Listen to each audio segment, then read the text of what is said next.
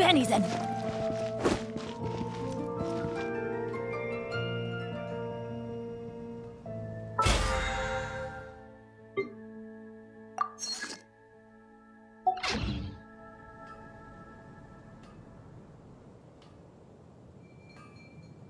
Let's go find some treasure. Haven't you heard? There's a strange wanderer near Wolfendom.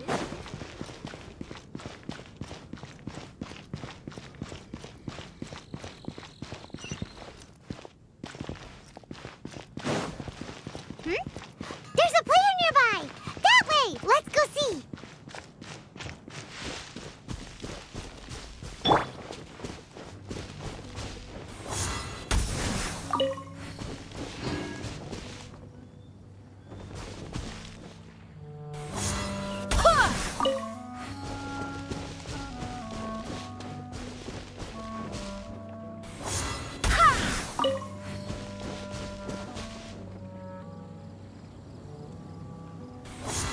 Go as one!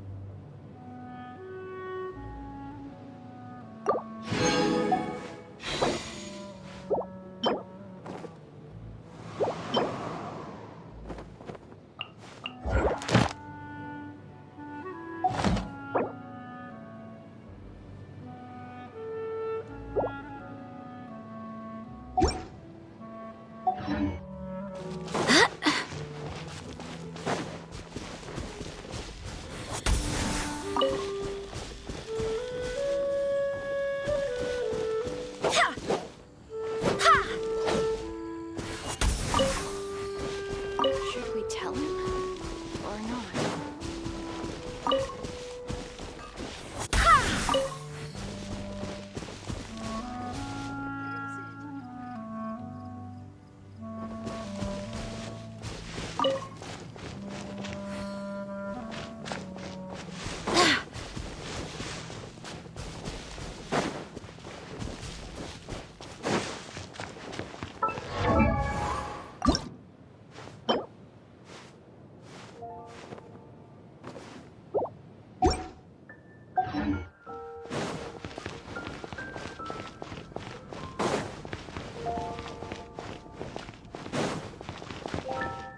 Come take a look.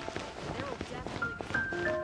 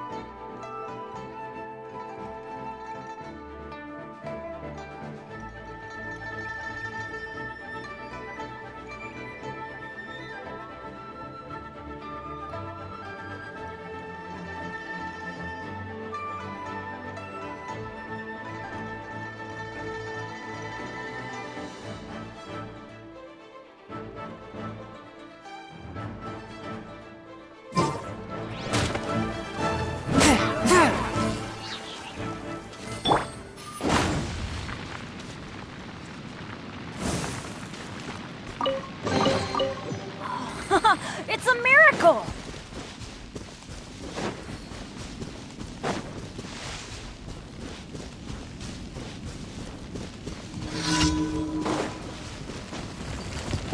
Off you go! Teamwork is dreamwork!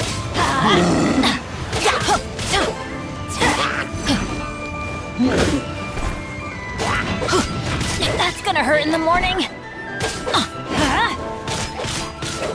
Submit for judgment! One with my blade!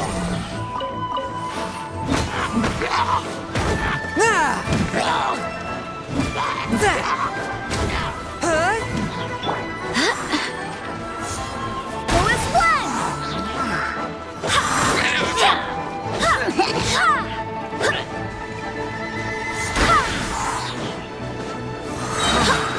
Barbados, guide us.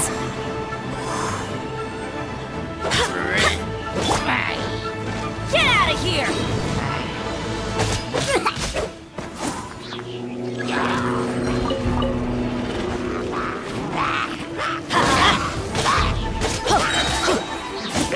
I'm going in!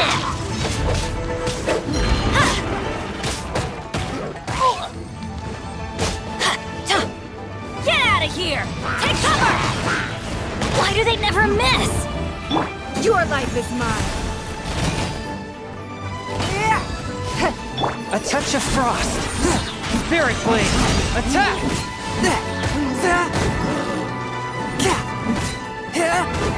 Let's light it up!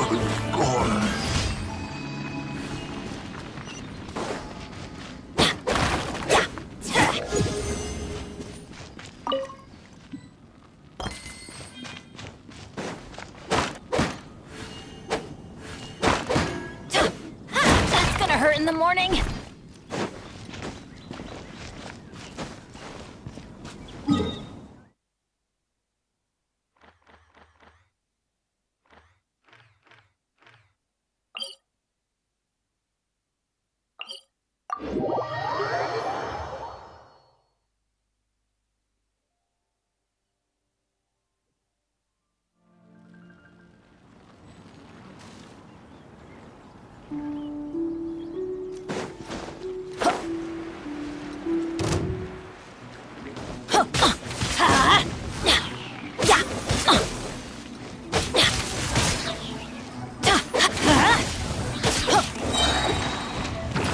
Teamwork is dreamwork! Adventure time!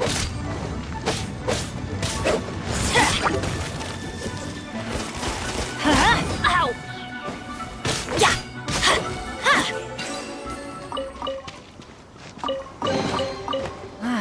Even better than I imagined. It's my lucky day.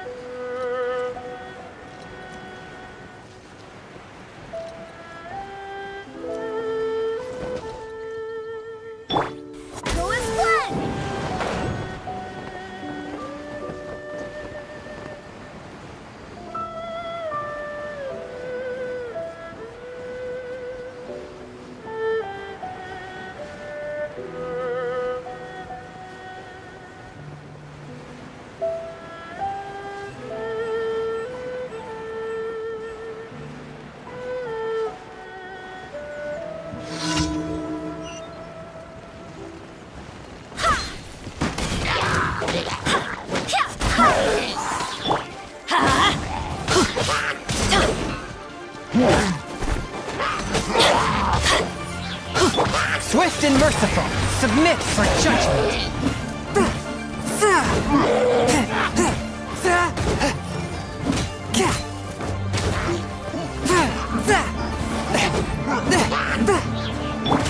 Let's light it up!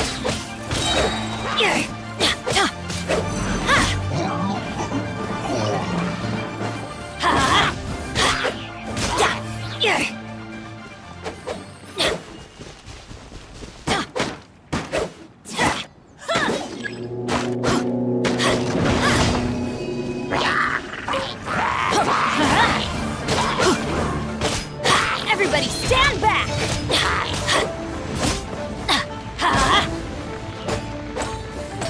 From whence you came!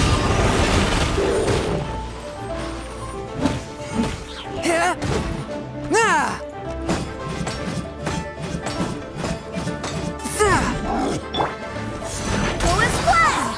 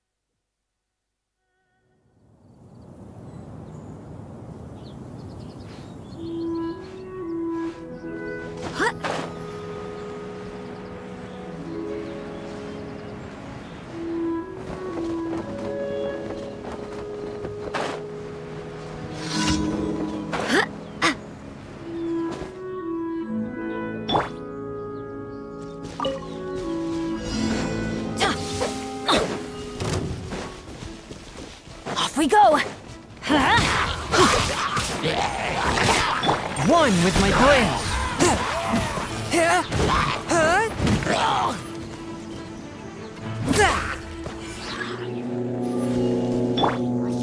Let's light it up! I'm going in!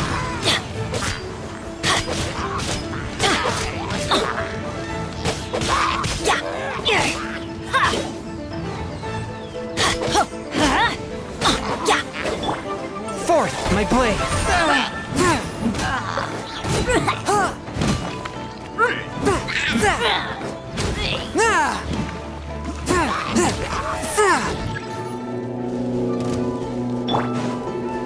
Let's light it up!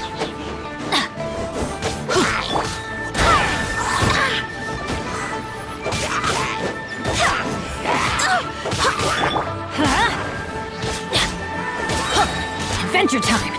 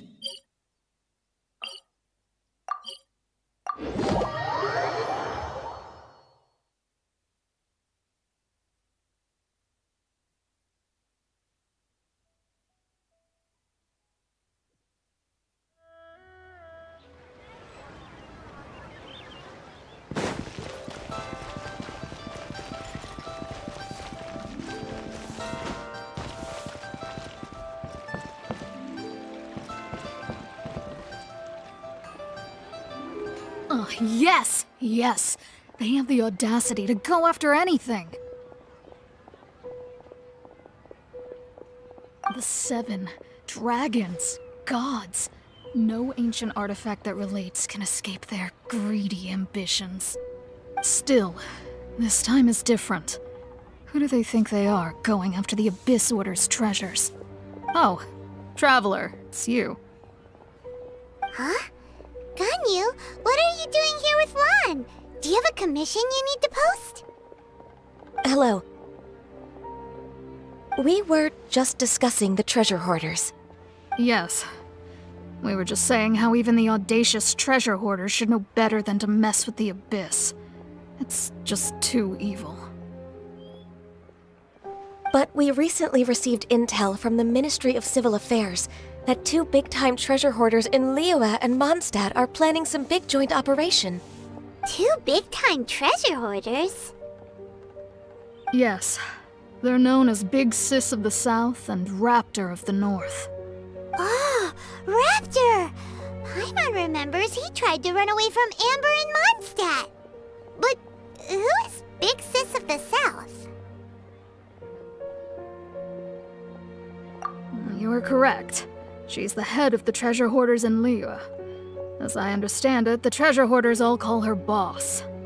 Some say that the god of thieves even bestowed a gift upon her for her exploits, making her Big Sis of the gods. But that's probably just a wild rumor. Anyway, the treasure hoarders discovered some previously unexplored ruins that the Abyss Order has been secretly guarding in the shadows. Despite how dangerous that makes it, all the treasure hoarders can think about is what kinds of treasure could be inside. They have already devised a plan. They will send out a decoy to divert the Abyss Order's forces away from the ruins, then send an expert thief inside to steal the treasure. To this end, Big Sis and Raptor have reportedly recruited a certain Grand Thief from Fontaine. Grand Thief? That's quite an impressive sounding title. Oh, indeed. He is an extraordinary individual. The Grand Thief is highly respected in the treasure hoarders, in the same way that we adventurers look up to great adventurers. Ah, so you're familiar with the author of the Tevat Travel Guide, then? Correct.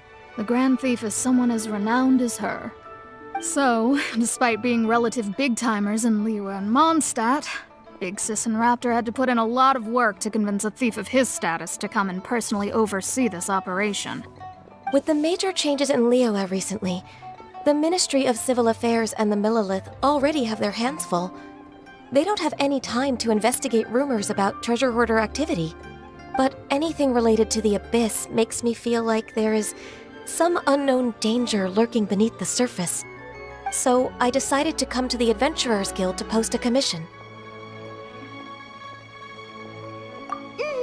Leave this commission to us. Oh, thank you so much. Good to see this in the hands of a reliable guild member.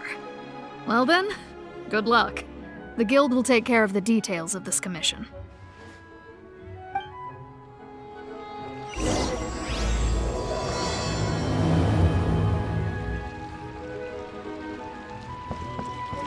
Ad Astra Abyss.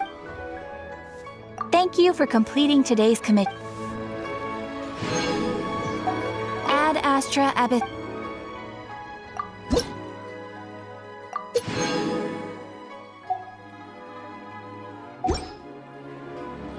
Ad Astra Ab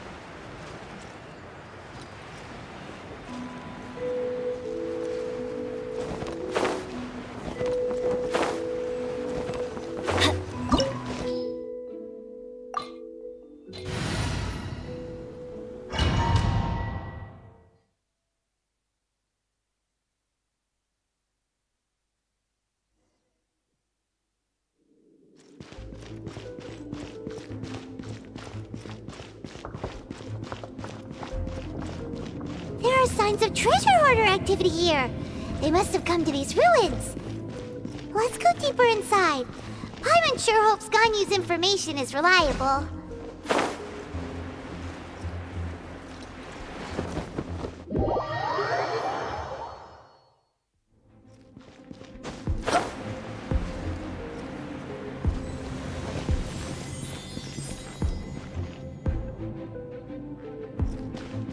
There aren't many guards here. Looks like their plan to draw away the Abyss Order's forces really worked.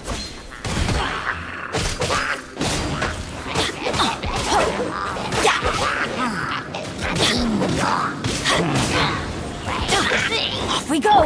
A touch of frost.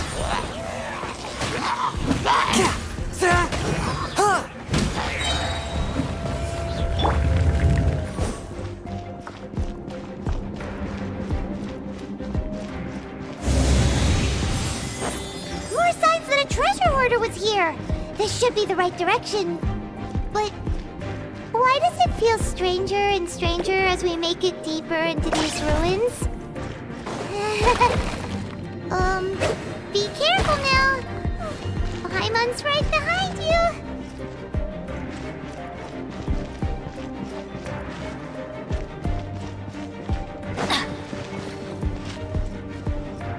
Off we go!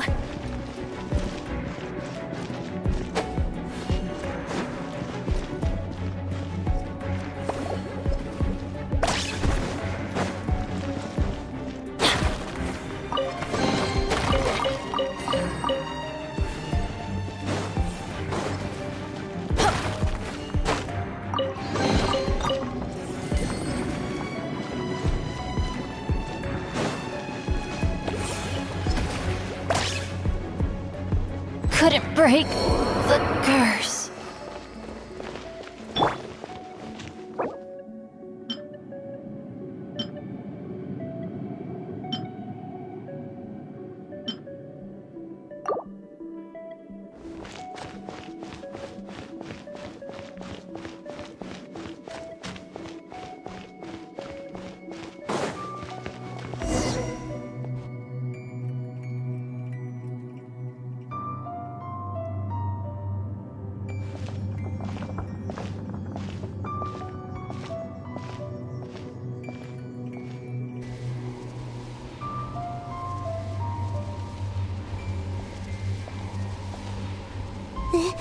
This looks like a person.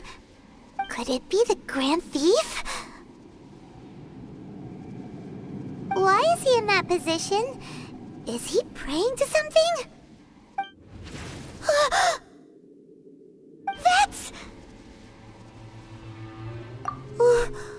Why is the statue of the Seven hanging upside down? And the statue's hands... Paimon remembers they're normally holding an orb, right? But this statue is holding... What is that? Paimon has a really bad feeling about this. And the Grand Thief hasn't moved an inch. Do you think he's... Hello?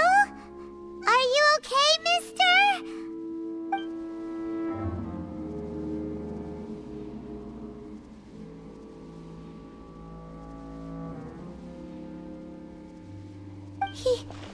He's dead. Paimon doesn't feel so good.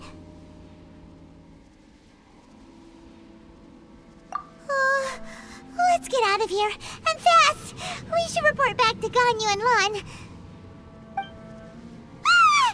Now what?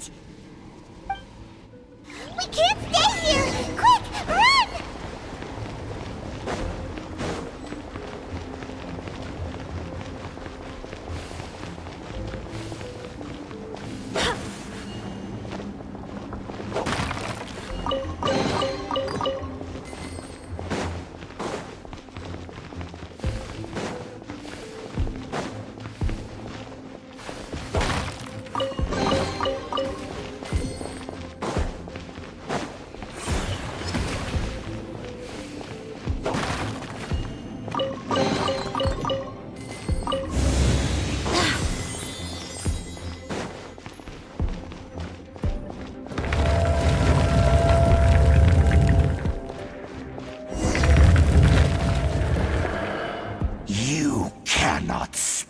On the secrets of the Abyss. You have come here. You have seen our secrets. For this, you must pay the price. As a herald, I will mete out your punishment. An Abyss Herald? Dane, Dainsleif. Oh, I thought you were just a couple of pests that stumbled in here by mistake. So, you are with Dainsleif, that constant annoyance in our affairs. Did he send you here to die? His resistance against the Abyss has gone nowhere for a long time. There is nothing you can do to change the tide. The Abyss is unstoppable. What is this power? I've never seen it before. Be careful! Please don't get cocky!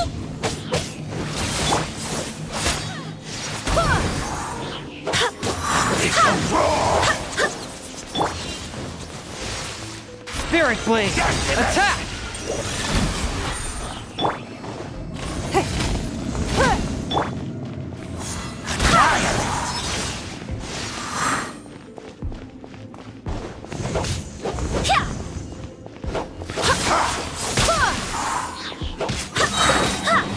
Wind, hear me!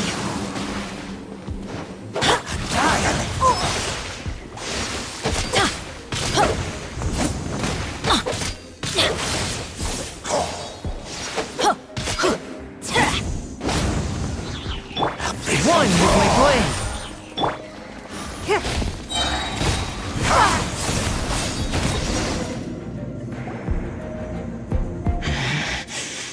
This power, it seems familiar. I see. So it's you. You are the one. In that case, I shall stay here no longer.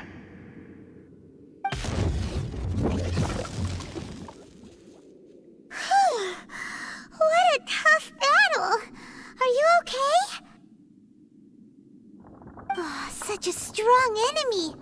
Who knew the Abyss Order had monsters this powerful among them? Huh? What is it? What are you thinking about? Oh, right, yeah! We're near the exit now. Let's get out of this scary place before something even more dangerous shows up.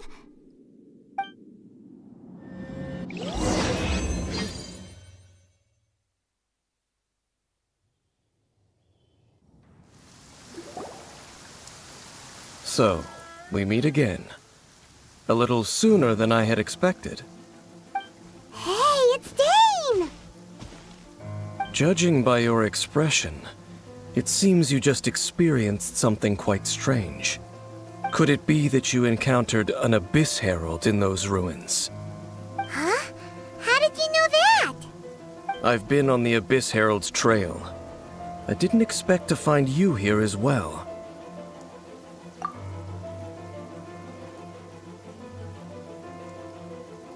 An inverted statue of the Seven, holding abyssal power in its hands. No, I have never seen such a thing during my time fighting the Abyss, though I have had my suspicions. Tell me the rest of what happened in there. So you escaped the ruin depths filled with abyssal power, and then? And then, as we got close to the exit, an Abyss Herald suddenly appeared and blocked our way! We fought a big battle with that thing. Maybe it hasn't gotten too far yet.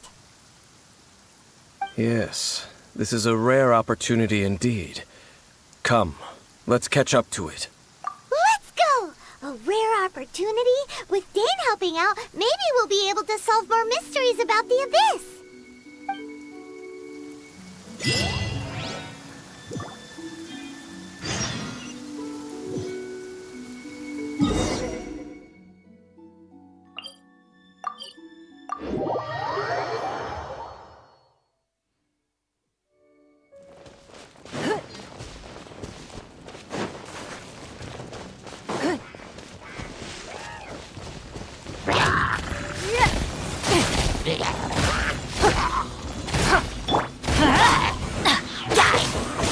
A touch of frost!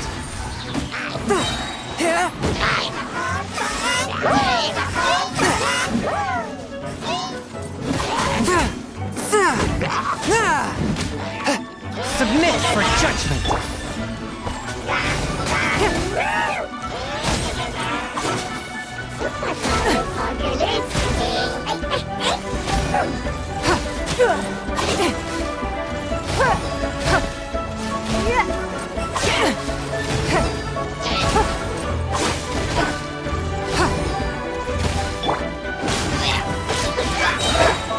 Everybody stand back!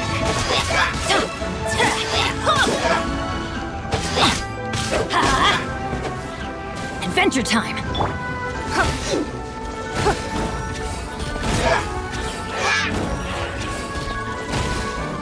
Swift and merciful!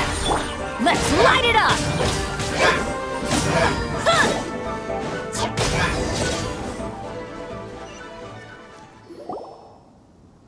Those abyss mages just now. Were they trying to ambush us? No. They were just digging through these abandoned ruin guards looking for something of value. Oh, is that so? The Traveler here seems to like doing that a lot, too. Looking for chaos devices, chaos circuits, you know, that kind of stuff.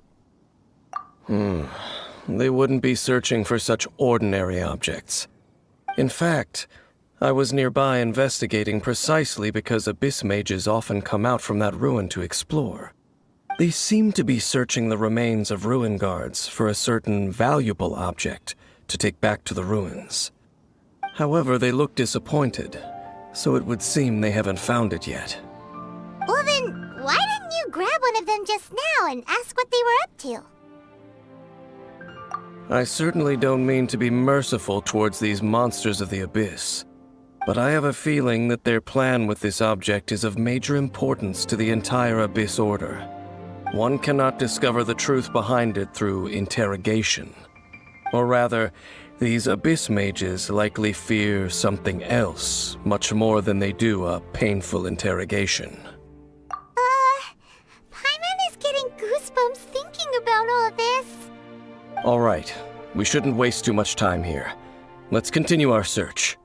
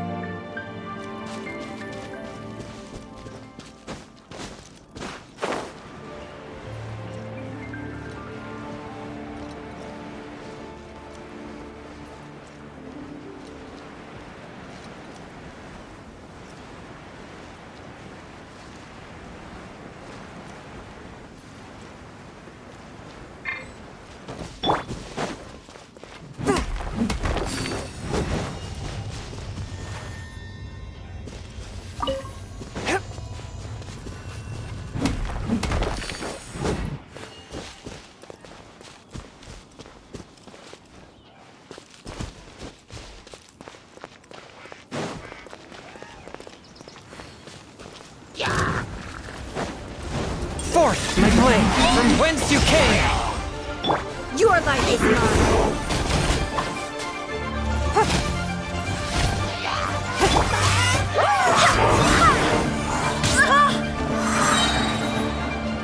Barbados, guide us.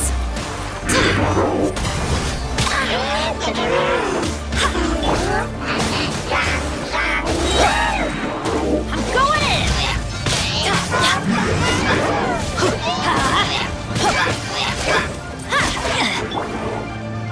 Submit for judgment! Swift and merciful!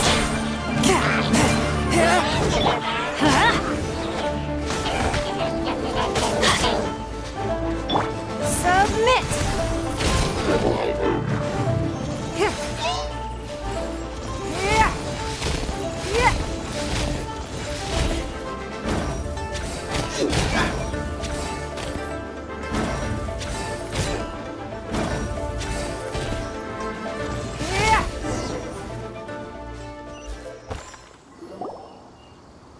Wow! Besides the Abyss Order, Ruin Guards sure are active around here.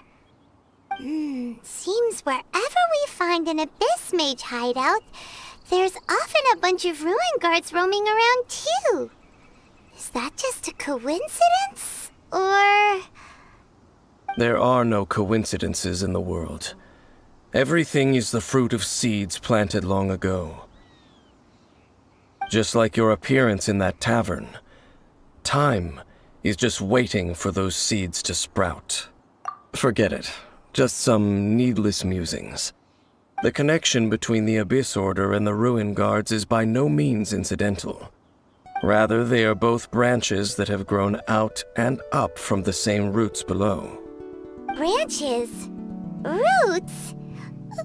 What do you mean exactly? Both originate from an ancient nation that was destroyed 500 years ago. Khaenri'ah. Huh? Khaenri'ah? Really? The Abyss Order and Ruin Guards are left over from after the destruction of that nation? Oh, speaking of Khaenri'ah, that's really a super ancient name! Oh, right. As your guide, Paimon should explain a bit here. A long time ago, the nation of Khaenri'ah was... Huh? You have memories of being there. But that nation was destroyed 500 years ago!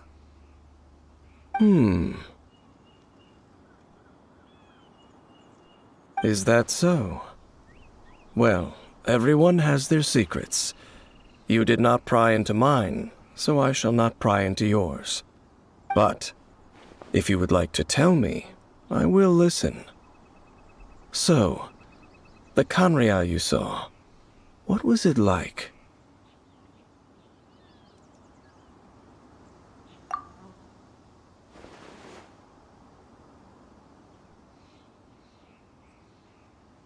So that's the complete story, huh? Paimon thought that you ran into that unknown god first. I see. So your first memory after coming to this world was being awoken by your brother from within that meteorite. It seems your brother woke up first. But the question is, how long before you? And then your brother told you that the destruction of Khaenri'ah plunged the whole world into chaos, and that you two should leave this world called Teyvat? The destruction of Khaenri'ah? He said that? That destruction you witnessed, that's history from 500 years ago. It seems the first time you awoke in this world was indeed during that period. Huh. So your brother must have understood this world better than you did, because he woke up first. And it was shortly after that that you encountered an unknown god who blocked your path, so you couldn't escape. Oh, Paimon knows this part really well. I understand. When you awoke at that time and hurriedly tried to leave for another world, you didn't know anything about Khaenri'ah. But now, since you have come to gain some understanding of Teyvat, you are able to guess that the war you witnessed all those years ago must be the war that ended Khaenri'ah. Am I right? Ah, if that's the case, you must have been flipping through all sorts of books during our adventure these past few months. Before going to Mondstadt, you had just looked at some vague materials. Later, we managed to gather a whole bunch of old books from all around Mondstadt and Liyue, but you told Paimon they were useless. So, the whole time you were just trying to learn more about Khaenri'ah so you could find your brother? Oh, yeah. You can travel around the 7 nations to find the 7. But where can you go to find a nation that was destroyed 500 years ago? I probably know more about Khaenri'ah than both of you. Khaenri'ah was a nation without a god. Not because it had a god that died or abandoned them, but because it never had a god to begin with. It was a powerful nation, built purely by humans. An unprecedented, flourishing, and glorious civilization. It was the pride of humankind. A nation without a god? Later events unfolded just as you remember. It was all destroyed by gods. You mean that... 500 years ago, the gods descended upon the world and brought desolation to khaenri'ah. The pride of humankind was uprooted and crushed, like a weed removed from the garden of the gods. How could that be? The history books don't say anything about that. Yes, well, continuing to discuss the past now will only dampen our spirits. Let's keep moving. I will tell you more of what you want to know as we continue our search.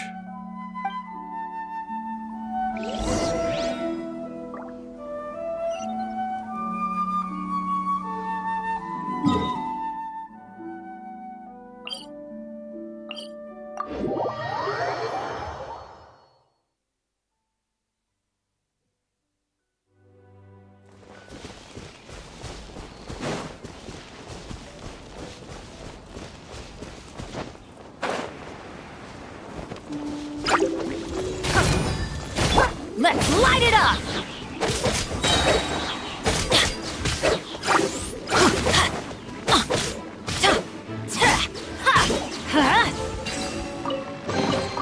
Now that's what I call treasure.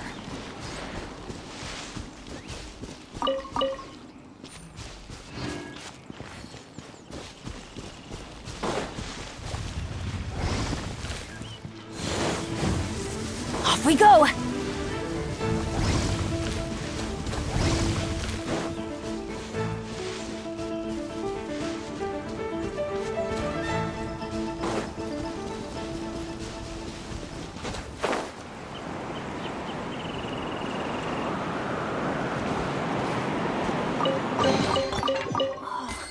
It's a miracle!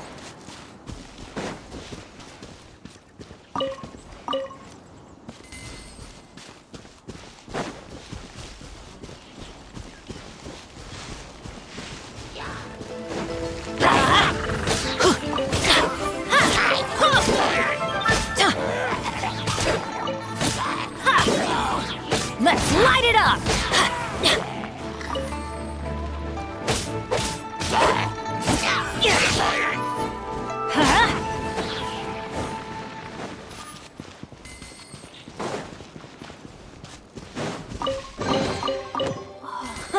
It's a miracle! Adventure time! Off we go!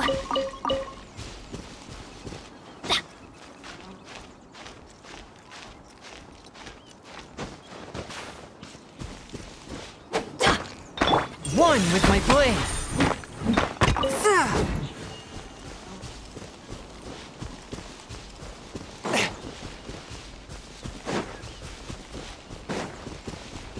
From whence you came. Teamwork is dreamwork! Let's light it up!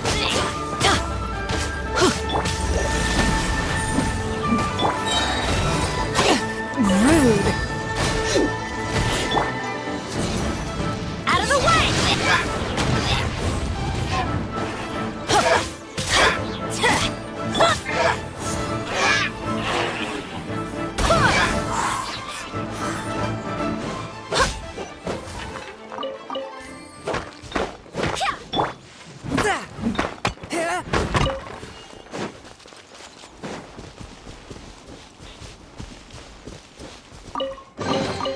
It was worth the trouble.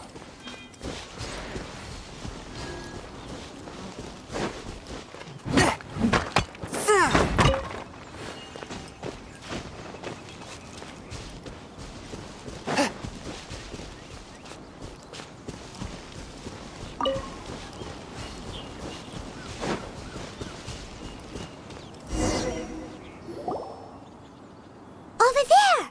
It's more ruin guards and abyss mages. Dane was just saying how these ancient machines are from khaenri'ah.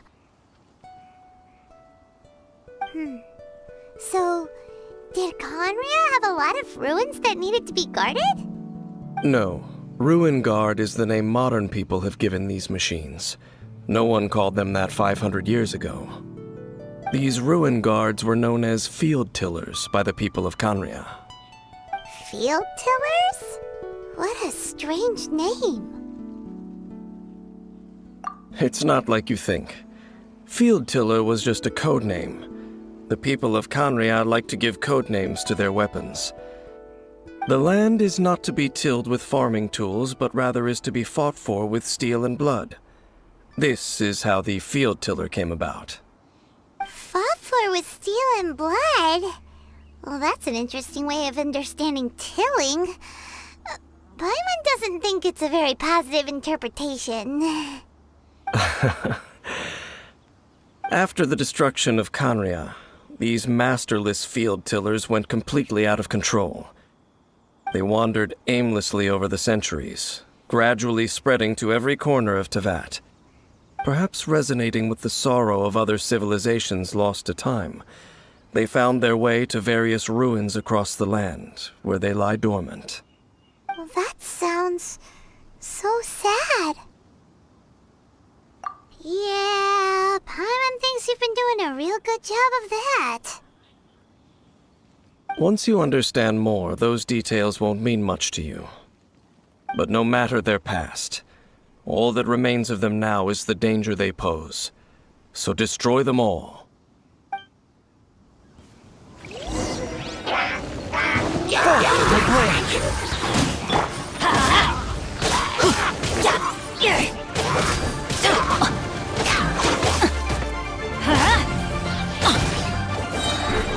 Everybody stand back!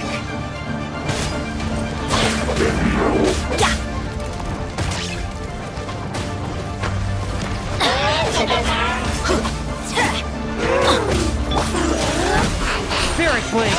Attack!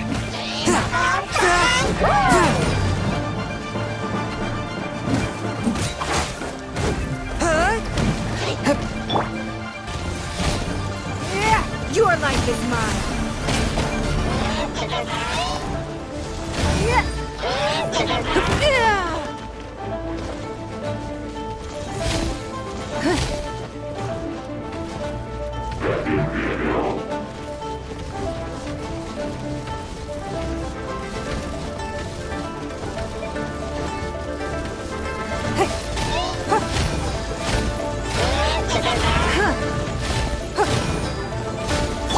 Let's light it up!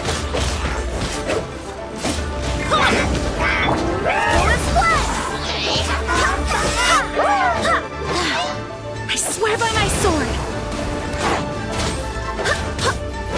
One with my blade!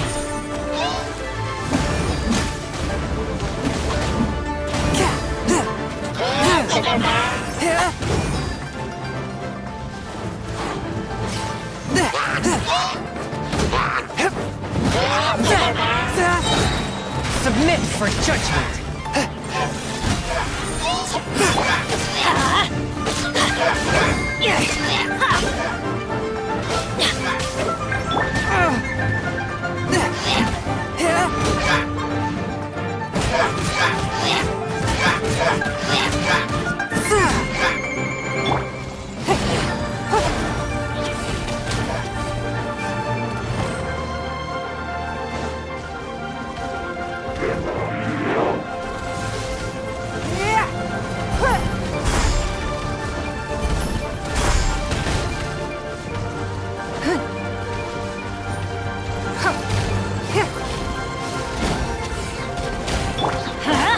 Teamwork is dreamwork! Swift and merciful, from whence you came! Submit! Blood repays blood. Huh? This abyss maze dropped a talisman. Could it be a communication of some kind? This talisman seems connected to the Abyss Herald. But why would an Abyss Mage be carrying it? Perhaps it really does contain information about their operation. But Paimon can't read the writing on it. Is that the script of Khaenri'ah? Engulf the faith of the enemy in flame, and bring glory to His Highness the Prince. What? Is that what it says? Loom of Fate, initial operation. The Abyss, seem to be carrying out a large operation. The keyword here is Loom of Fate. It seems like they are still launching the operation, or rather, are still conducting preliminary tests. Loom of Fate? What's that? Is it literally a fate-leaving machine? From the horrible feeling Paimon's been getting, those eerie ruins are super likely to be related to this fate-leaving operation. So, Dane, what message does this talisman contain? I'm reading it now. An ambitious operation. But some parts are difficult to understand. How so? In short, the first phase of the plan is related to Osile, Overlord of the Vortex. The Overlord of the Vortex? You mean that god in the ocean? What do they want with Osile? I know of your past heroics regarding Dvalin, and I also know of the Abyss Order's role in the Storm Terror incident. Though you may not have been aware of it at the time, you were thwarting an Abyss Order operation similar to this one. Last time it was Venti's old friend. This time it's a huge ancient god. The Abyss Order keeps setting their sights higher and higher. Will the Abyss Order use their lies and dark magic to corrupt Osile, just as they did Dvalin? No. From the contents of the talisman, this operation goes one step further. They won't just corrupt Osile's mind. They also plan to use the ancient technology behind the field tillers to completely transform Osile's body. Is that even possible? So wait, the Abyss Order wants to make some sort of cybernetic squid god of mass destruction? Very few people today truly understand the civilization of khaenri'ah. Though of course, the accuracy of that understanding itself is difficult to judge. Only the Abyss Order has consistently sought out the remnants of khaenri'ah. Despite being far from human, they seek out this lost human civilization quite persistently. The talisman's message states that they will use the defiled statue as a base, attaching Osile's limbs to construct a mechanized god. And the new core that shall replace the orb usually held by the Statue of the Seven is the eye of the very first field tiller. The eye of the very first field tiller? Oh, Paimon gets it! All those Abyss mages are looking for the special eye, right? It would seem so. This whole thing keeps getting more complicated. But basically, it all has to do with that eerie Statue of the Seven we saw, right? Yes. According to the talisman, the eye should be placed in the hands of the defiled statue, thereby imbuing the newly born god with the power to topple the divine thrones of Celestia. Oh boy, the Abyss Order sure isn't holding back with this plan. Since no one knows where the first field tiller is, how about we take the information about the statue as the starting point for our investigation? Yeah, that tone-deaf bard is too difficult to track down anyway. Let's go to the cathedral first and ask around. Maybe we'll learn something. The cathedral. Huh? What's the matter, Dane? Nothing. Let's get moving.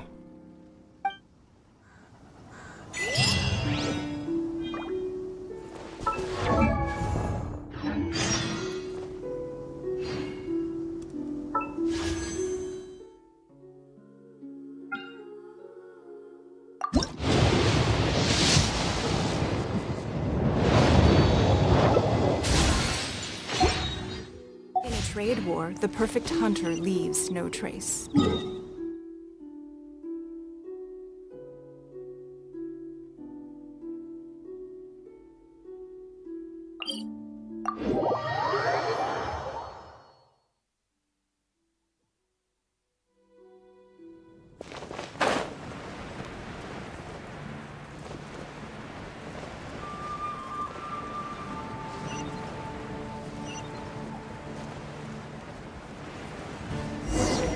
A huge statue, a grandiose cathedral.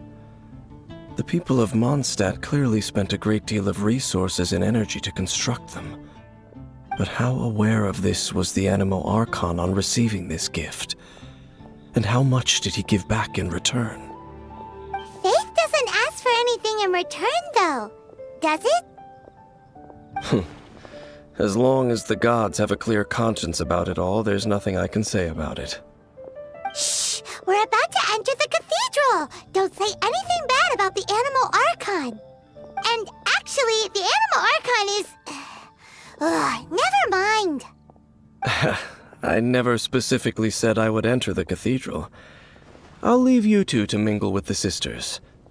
Huh? You are the honorary knight of Mondstadt. They will surely allow you to poke into these affairs with their utmost trust. Having me tag along would only make them suspicious. Correct. And just as our little friend said, I might say something bad about the church at any time.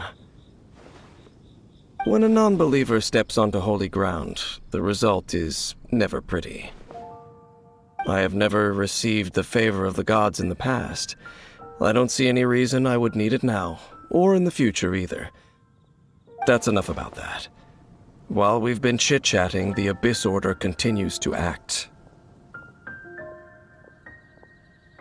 Okay, then we'll just go in ourselves and ask around.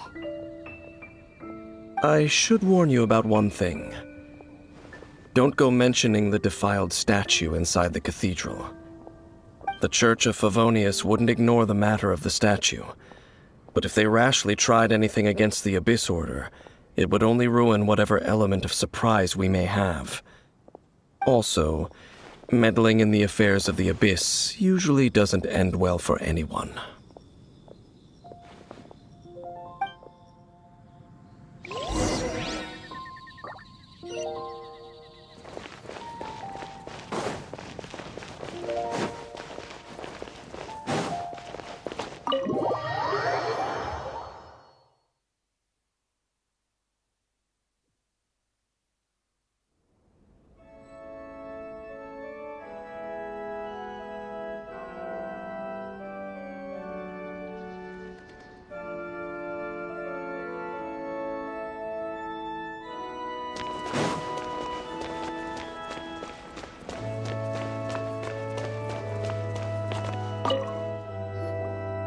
Honorary Knight! Hi, how have you been? Do you need anything today?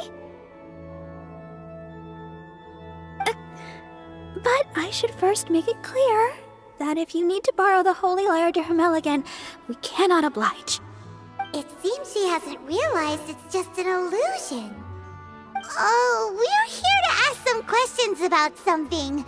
Barbara, have you heard about the first field tiller? What's that? Field tiller. What does it do? Of course you wouldn't know anything about that. Okay, next question. Has the church ever lost a statue of the Seven? Huh?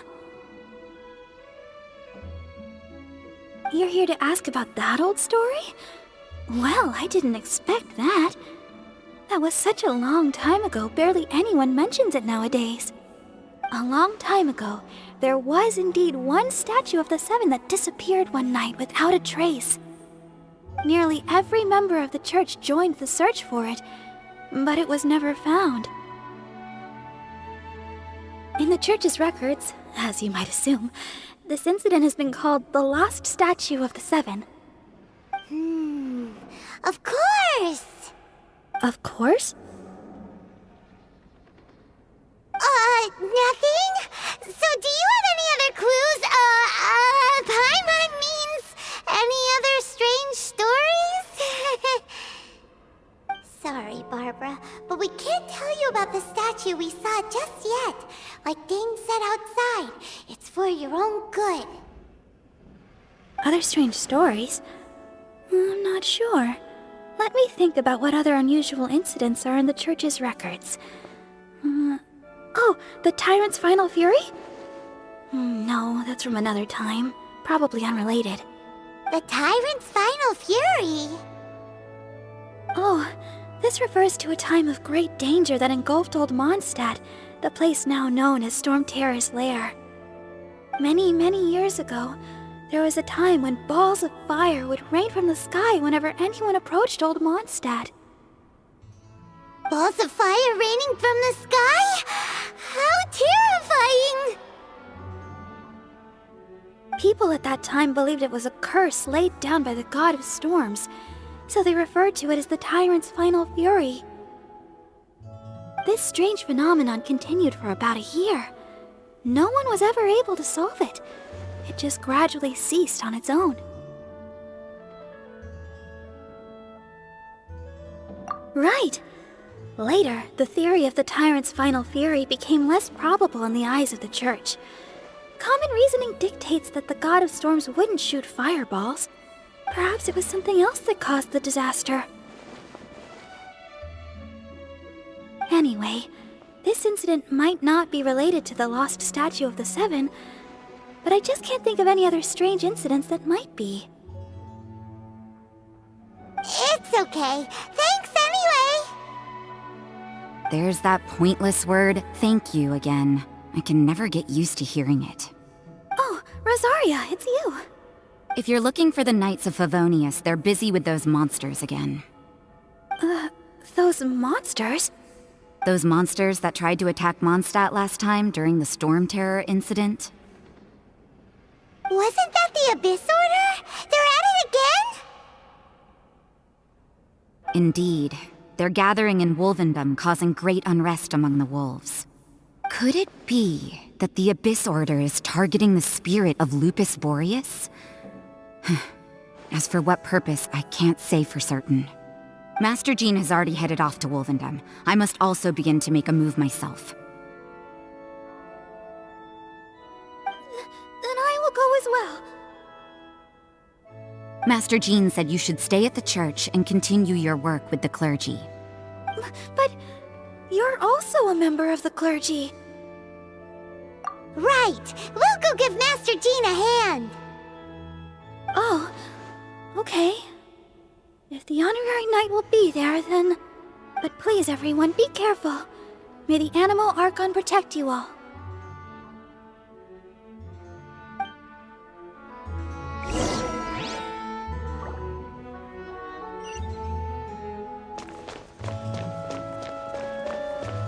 What should I do?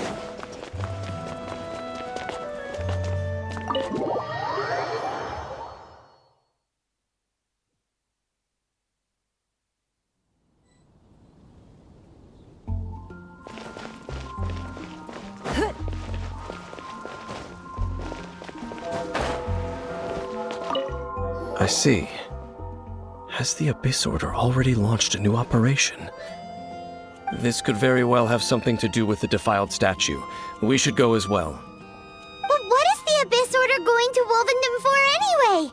Are they looking to do the same as they did with Dvalin? Not again! No, that's not likely. Unlike Osile, who was just suppressed, Andreas died long ago. Today, it is just his spirit that stands guard over Wolvendom. The Abyss Herald may just be targeting the spirit of Andreas in an attempt to garner some information from one of the Animo Archon's old companions.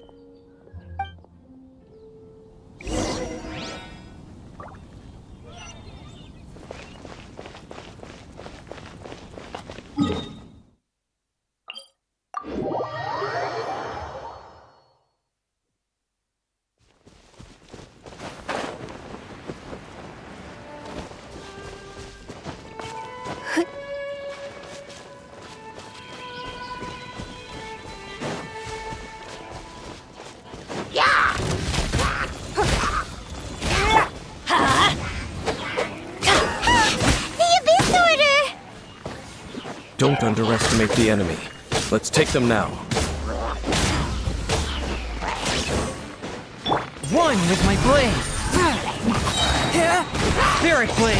Attack!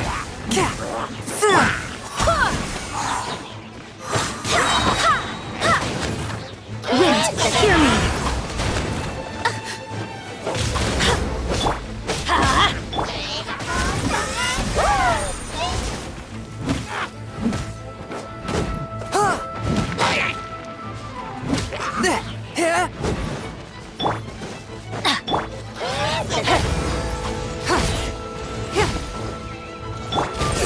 merciful. Let's light it up!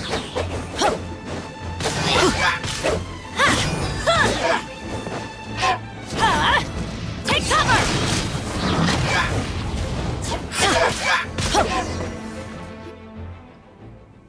Whew. There sure are a lot of enemies around here. The closer we get to the target, the more enemies there are. Fits the Abyss Order's style.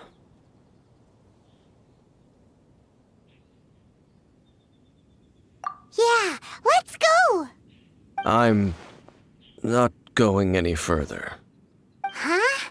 Why not? Is it because you're afraid of fluffy animals? It has nothing to do with wolves. It's because Boreas was an ancient god, yet he willingly became a servant of the Seven. I cannot possibly agree with his actions. I don't desire any interaction with him. Besides, you're the one people like. I'm less likable. There's nothing special about gods anyway. It's just my opinion, but a word of advice. Always be on your guard when around gods. You shouldn't place too much trust in them. But at the same time, don't go too far in the opposite direction. Don't go trying to overthrow them or hunt them down, even if the god in question is your sworn enemy. Don't trust them and don't hunt them. That's some awkward advice. Does Dane hate the Seven, or is he protecting them? Lest I repeat the failings of my forebears, I will tell you one final fact. Huh? What fact? The destruction of the nation of Khaenri'ah by the gods is the reason the Abyss Order now seeks to destroy the nations watched over by the Seven. Well, enough chit-chat. We should get back to business. I will go take care of the remaining Abyss Order members in the area. Try and keep your visit with Boreas brief. Afterward, let's meet at the entrance to Wolvendom. Up, there he goes. What a strange man.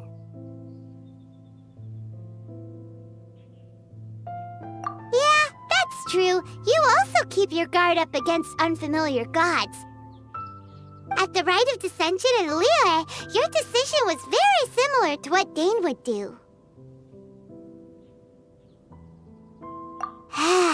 Not the easiest situation. Honorary Knight, Paimon, what are you two doing here? Oh, Master Jean! So glad we found you. Rosaria told us that you came here to fight the Abyss Order, so we came to help. Then your help is greatly appreciated. The Abyss Order's sudden offensive is very strange. They have surrounded Wolvendom. I am preparing to send out some knights to fight back. I just scouted out all of Wolvendom, but I did not see you. Rosaria told me that the Abyss Order is going after Boreas. But the Abyss Order and Boreas... what is the connection between them? They just like to cause trouble. Do they really need a reason? The Abyss Order already went after Devalin. It's not too surprising that they would also go after another one of the Animal Archon's buddies. That is true. Regardless, whether the reason behind the present threat is clear or not, I will handle the situation. Honorary Knight, please go and check if Lupus Boreas is in any danger. This god's spirit... he does not often see people, but I hear that you have met him before. Maybe it is best that you are also the one to meet him this time. Okay, be careful. Thank you for your help, Honorary Knight of Favonius.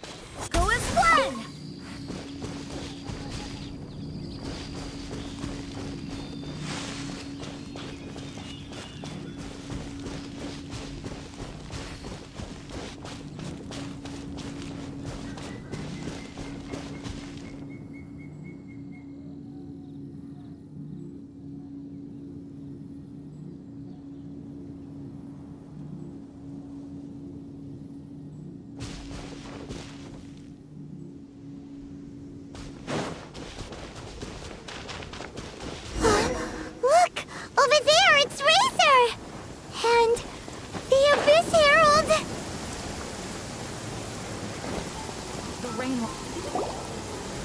You, not welcome here!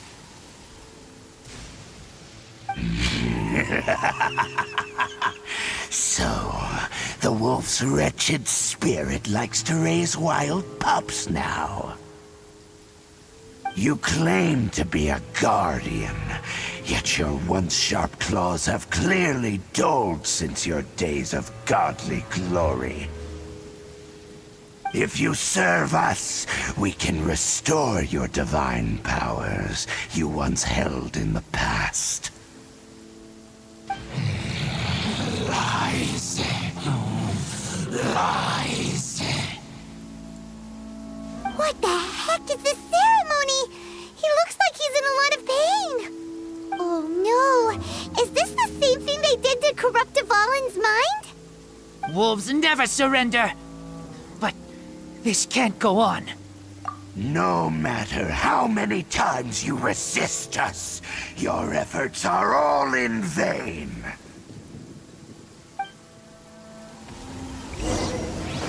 Bow before the abyss! A touch of frost, from whence you came! I'm going in! Ow!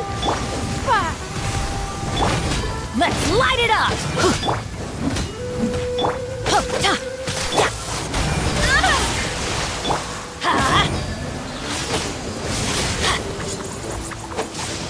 Don't stand too close.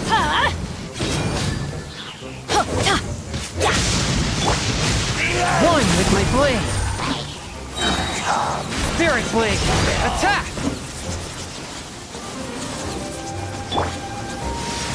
Let's light it up! Surging tide.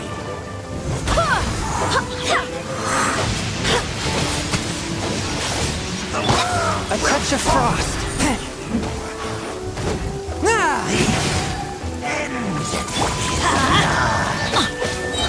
Teamwork is dreamwork!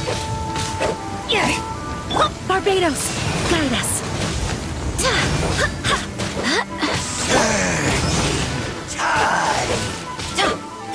Swift and merciful! From whence you came! The abyss shall rise once again.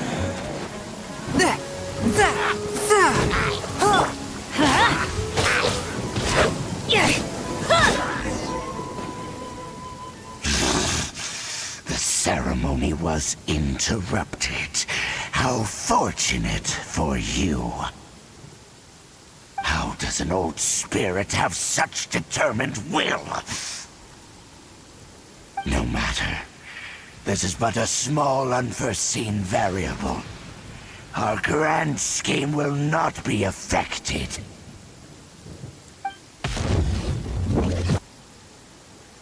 It disappeared again! Thank you. You came. Just in time. Human Lupercal. I am ashamed that you must see me in my present state. But still, the Abyss Herald underestimated my strength. Lupus Boreas never refuses trial, but scary outsider, not respect trial rules. I too didn't see the trap. Wait, so you mean the Abyss Order had everything prepared to corrupt Lupus Boreas' mind, then lured him out under the pretense of challenging him in a trial? Thank you. In the future, my claws must get sharper. You smelled danger and came here? No, we heard about the danger. Paimon's nose doesn't even know what danger smells like. Besides coming to help, we actually have something to ask you about, too. Excuse us, Mr. Wolf Guide. Do you know anything about the first field tiller? I pay no heed to the contraptions of humans. I know not what this field tiller is. Though there was indeed one human-made machine that I can never forget. It entered into my proving ground by accident, and I mistook it for a challenger. But it could not think, only fight. It was designed as a pure killing machine from top to bottom. I eventually damaged it greatly with one of my attacks. Before it fell to the ground, it fled the proving ground. By the sounds of it, it's possible that could have been the very first field tiller, right? Yes, it could spin, leap high into the air, and even shoot fireballs. Although no match for a god, it was stronger than even many who wield visions. Fireballs? Hey, didn't we hear this somewhere else recently as well? Anyway, this pretty much proves that the first field tiller came to Mondstadt, doesn't it? It sounds like the first one was way stronger than the mass-produced ruin guards that came after. But in this story, it was damaged at the proving ground while fighting the Wolf of the North. Don't know, but did we help? Yes, you were a big help. Thanks. We need to keep investigating something super important. The Abyss Herald may have left, but the Abyss's forces are still attacking. You two be careful. Yes, I smell more danger. Bigger danger. You too, also be careful. Well, that was some good intel. Quick, let's go tell Dane.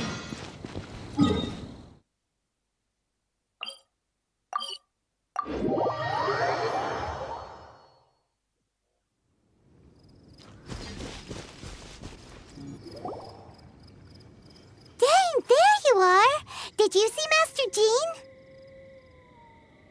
I saw her, but purposely avoided her. As both the Lion Fang Knight and acting Grand Master, she naturally would have some reservations towards me. If I'm not careful, one day I may find myself becoming the object of one of her investigations. But back to the matter at hand. I defeated some of the Abyss forces, but wasn't able to gather any information. Did you have more success?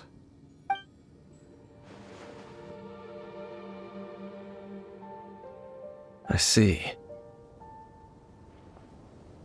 Well then, we can more or less figure out where the first field tiller ended up. Huh? Really? Just from the Lupus Boreas story? That information combined with a more comprehensive analysis. For example, the old story you told me you heard in the cathedral. Exactly. The strange story told to you by that young sister, long mistaken to be a curse rained down by a deceased tyrant. Ah, Paimon gets it. So the tyrant's final fury was really just missiles fired from the field tiller after it ran from Wolvendom. After it was damaged in the fight with the Wolf of the North, it must have wandered into the ruins of Old Mondstadt and stayed there. Then, whenever anyone got close, pew, pew, boom! It would fire a ton of missiles at them. Until one day, it finally broke down for good, and the fireballs stopped raining from the sky. Back then, the people of Mondstadt hadn't seen many ruin guards before, so they came to interpret it as the tyrant's final fury. It looks like we need to make a trip to Storm Terror's lair and comb the entire area. What do you mean? Huh? You mean... Oh, Paimon remembers too! We saw that abandoned ruin guard sitting atop the tower forget something like that.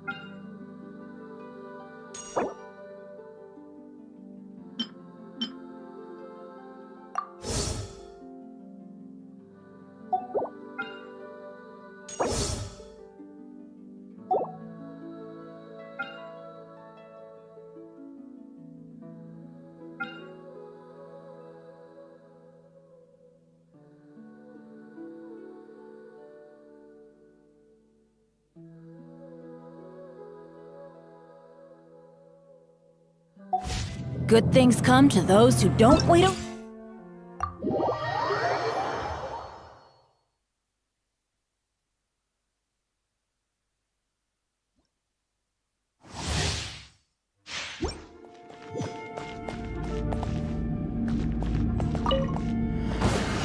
It's my lucky day! This is where.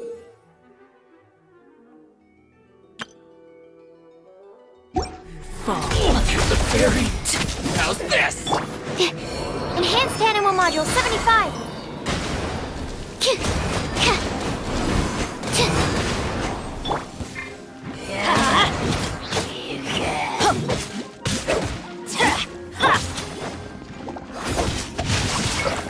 Witness the power of Guhua! Body and...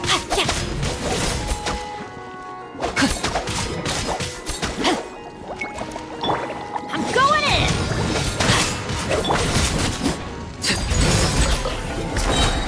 Everlasting as the moon!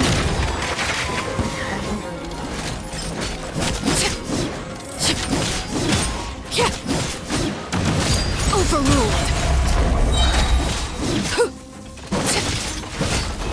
This is where you fall. Animal hypostasis emulation!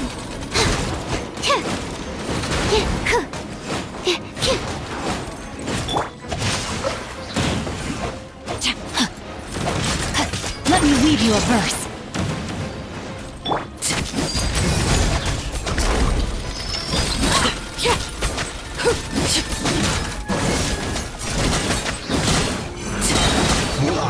Everlasting as the moon!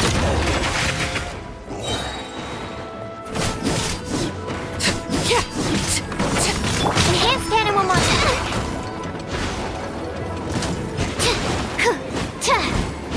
Witness the power of Guhua! This is where you fall.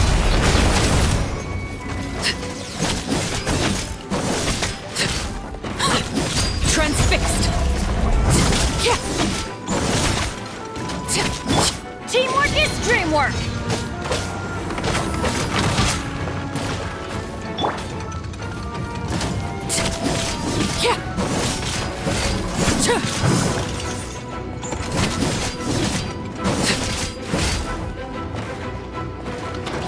Absorption test!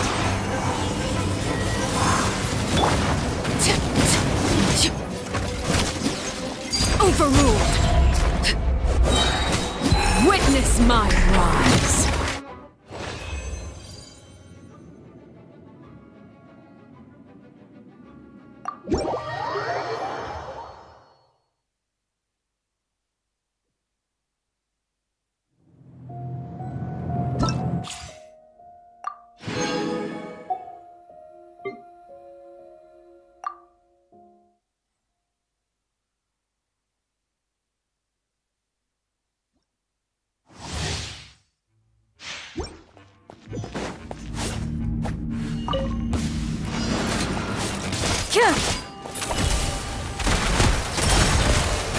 Where evil lurks, shoot on sight! Stop right there! You asked for it! Wings of darkness! Come, sever night from day! I summon thee! No rest for the wicked. Here's Becca!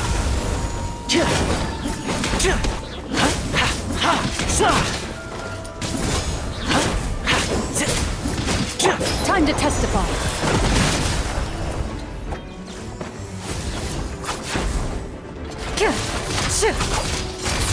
Ready. I got you covered! Fire it up! Oz, reveal thyself! Midnight Phantasmagoria. Into the shadows. Hunt them down. Justice will prevail! Final warning!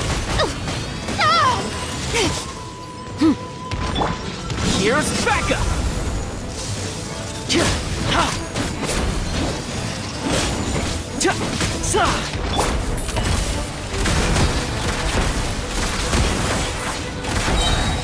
Where evil lurks, shoot on sight!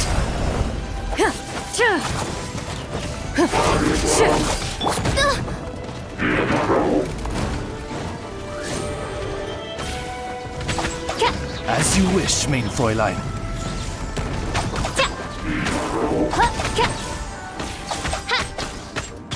I summon thee! Hands where I can see 'em!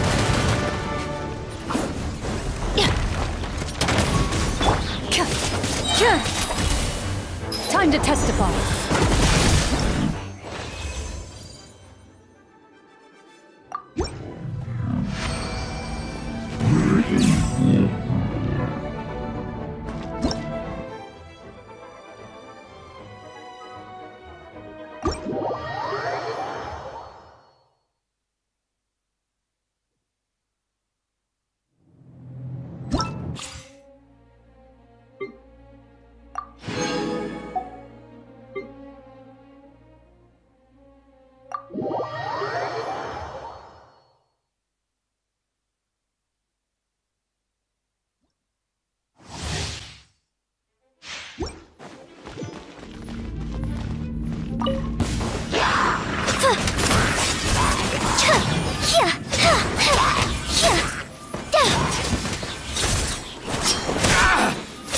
Swift is the swallow. Be free! There's more! Time to say hello.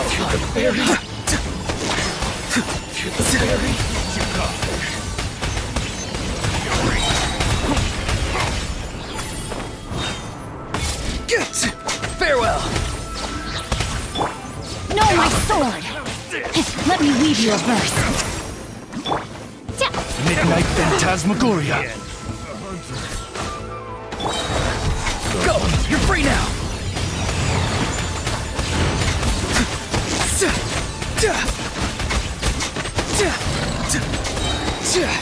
Not too far now.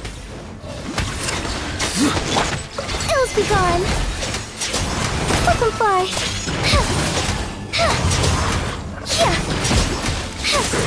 Tell me what you see.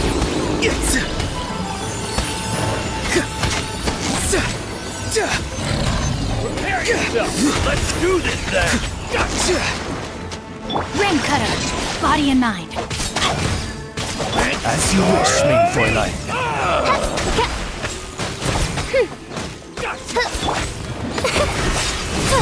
Yes, you are. I will. You're free now. Stand down. Swift is the swallow. I will.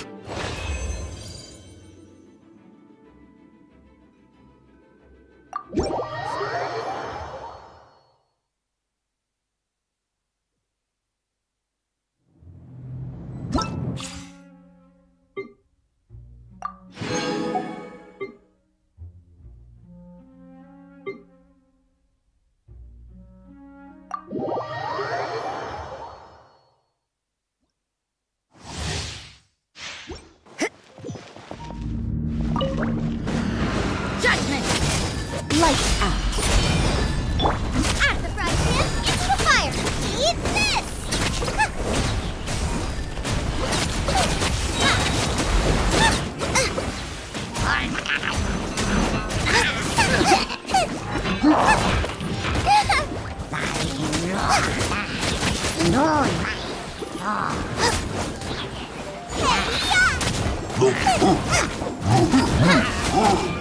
Nice and spicy.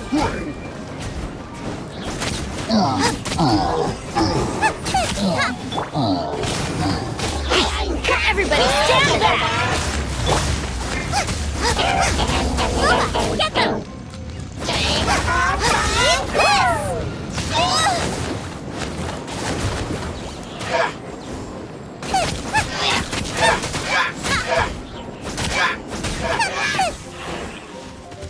Race you! Shiver!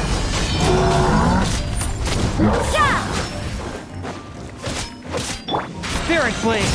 Attack! Let's light it up! I'm going in!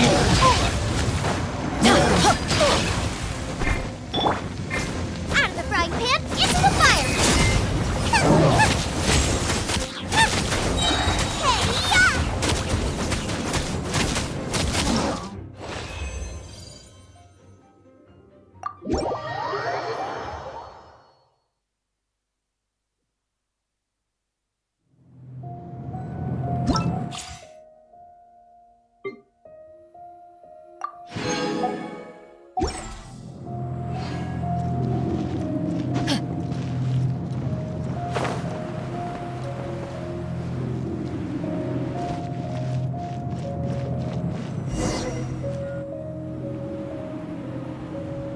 This is it, right?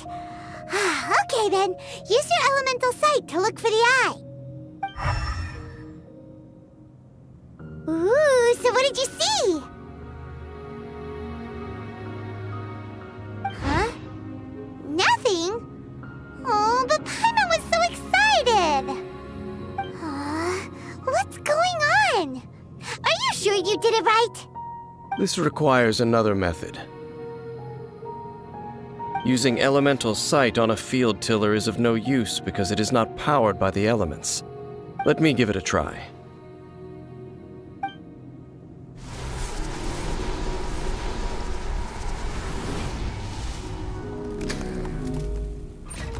And done.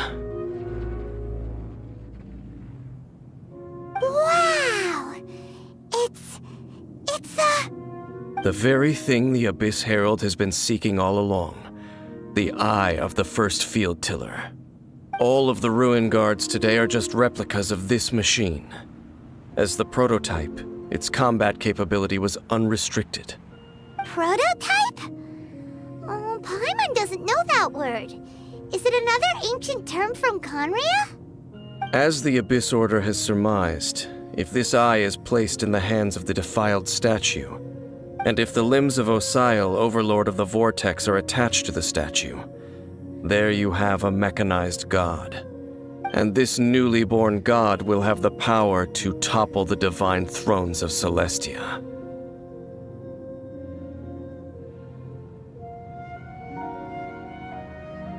Yes. Then, what should we do with this eye? No. I'll guard it myself. Huh? You? Dane? You won't go and do anything crazy with it, will you? You may doubt me if you wish, but I must ensure it does not fall into the wrong hands.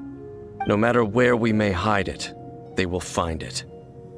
And as for the Church of Favonius, well, you know I don't trust them. Oh, right. But our work isn't done yet. To avoid any further repercussions, we must also take care of that defiled statue.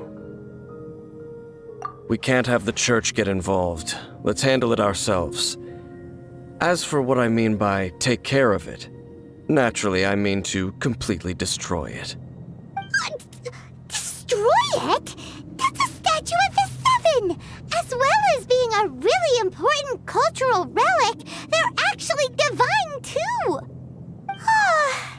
Well, good thing we didn't tell Barbara earlier. Otherwise she'd be going completely bonkers right now! Do the Seven really expect me to help them look after what belongs to them? Let's go back to those ruins and destroy the inverted statue. If we are lucky, we will also run into that Abyss Herald. I'll make sure it doesn't get away this time.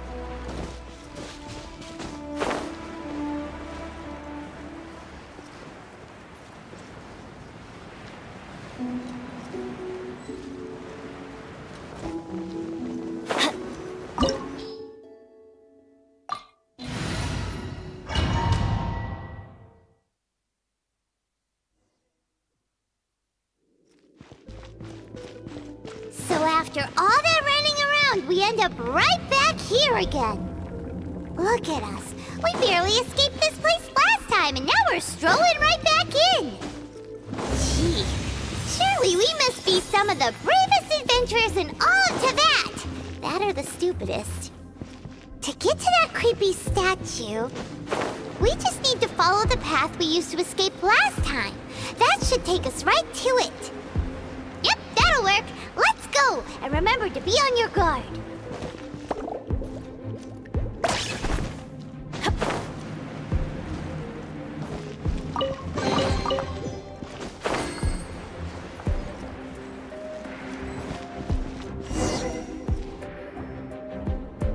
Looks like we're here.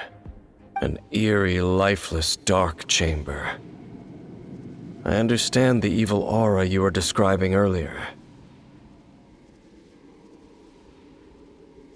Oh, such a scary place. Be careful to not be overwhelmed by the power of the defiled statue. The Abyss Herald. It's here. You sense correctly. You are just as vexatious as ever, Dainslif, enemy of the Abyss. I sense your soul is stained by terrible bloodshed, perhaps from your darkest nightmares, unless... Oh, and something far more dangerous. You reek of a corruption familiar to me. Then we are the same. We're both dangerous. But dangers from outside of the Abyss Order must be caught and caged. It is your words that forever reek of corruption. Time to silence you!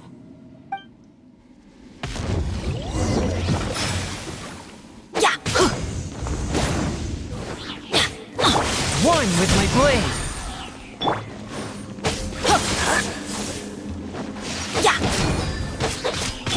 Go as one!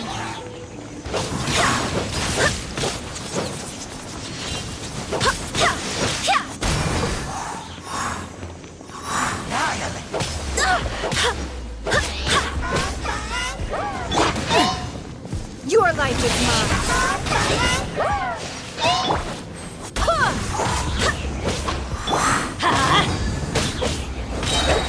Teamwork is dreamwork!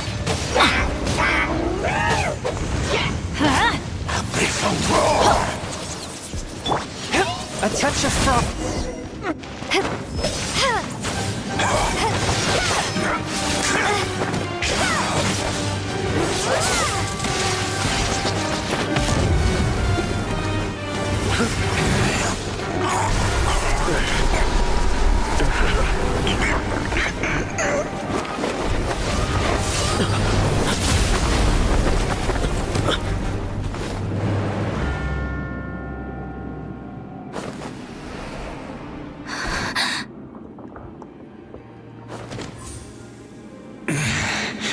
Prince. Hey! Could that be? Lumine.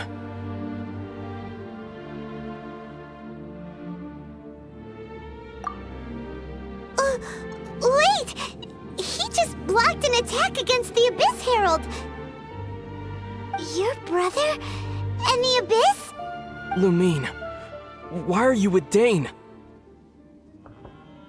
Uh-huh?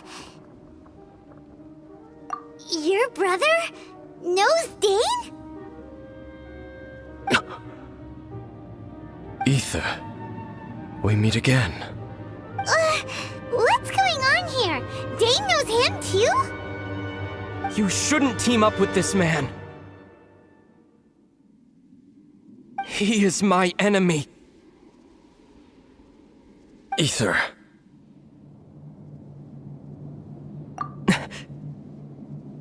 But it must be said. Don't try to stop me. Don't try to stop the Abyss. That man Dainsleif was the Twilight Sword, one of the royal guards of the final dynasty of Khaenri'ah. 500 years ago, he failed to prevent the destruction of Khaenri'ah. A curse of immortality was laid upon him, to forever wander the wilderness, while he watched the people he was supposed to protect turn into the monsters of the Abyss. You're saying Dane is from Khaenri'ah? The same Khaenri'ah that was destroyed 500 years ago? And you said the people turned into monsters? You're trying to tell Paimon that the Abyss Order is not only related to Khaenri'ah, but is actually the people of Khaenri'ah themselves? And the whole thing about Dane being your enemy... Oh, Paimon's so confused.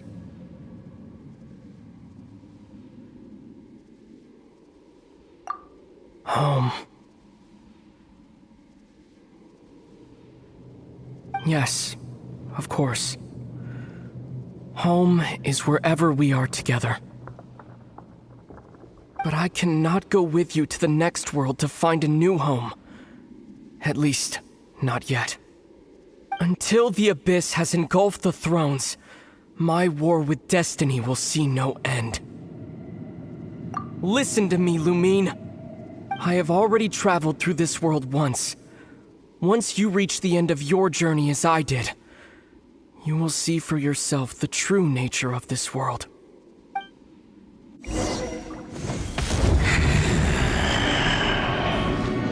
So we'll meet again.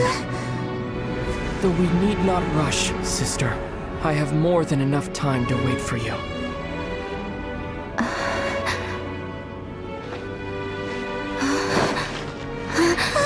We have always had enough time.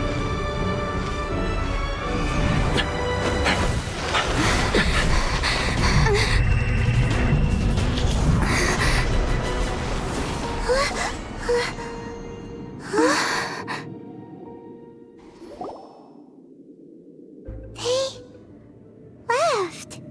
Oh, don't be too sad. We'll find them again. Look on the bright side. At least we got some really useful information. Really?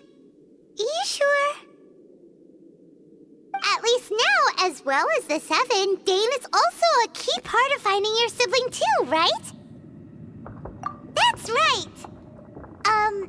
By the way, what they said just now is all pretty confusing. Did you understand it at all? Oh, well then, let's go over it again.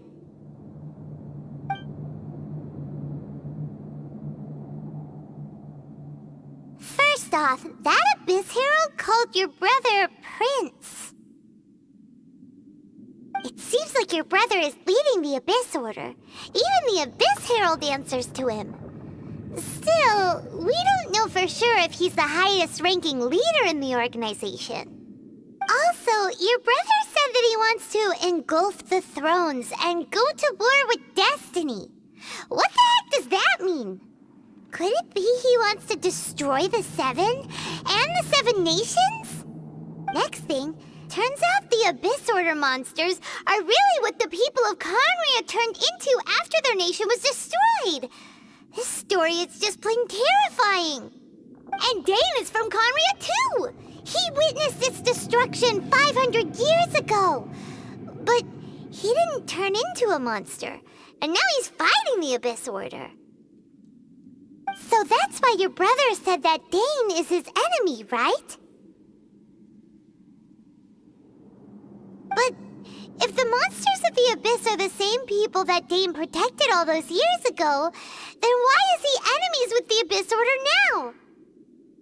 Also, how come after all this time we've spent searching for your brother, it turns out he's on the side of the Abyss? What's up with that? Yeah, you're right. Then we can't let ourselves get down about it now. Our journey's not over yet. Let's get a move on. Time to leave this terrible dark place and get back to the surface where the sun shines bright. If your brother wants you to reach the end of your journey, show him what you're made of. Come on, traveler, let's go.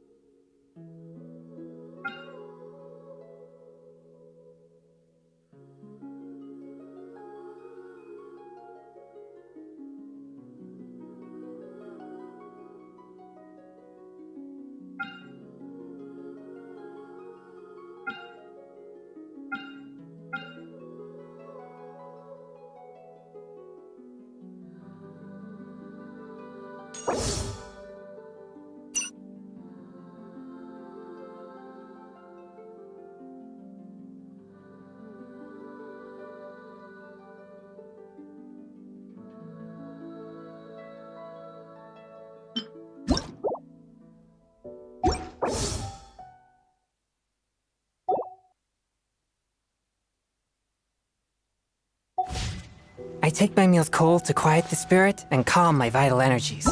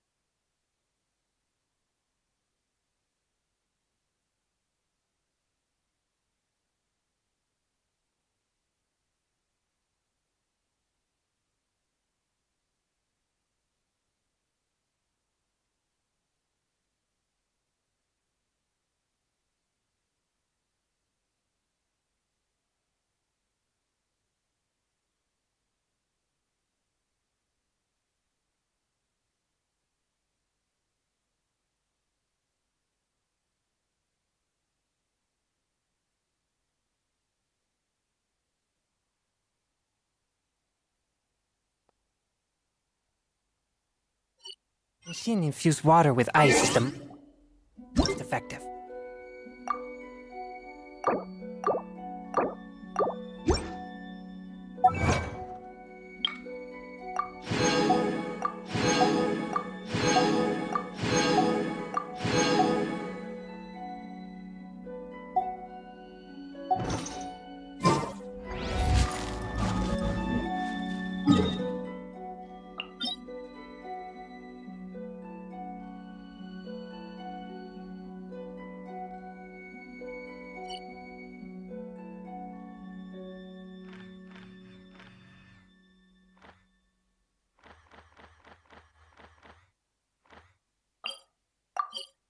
Are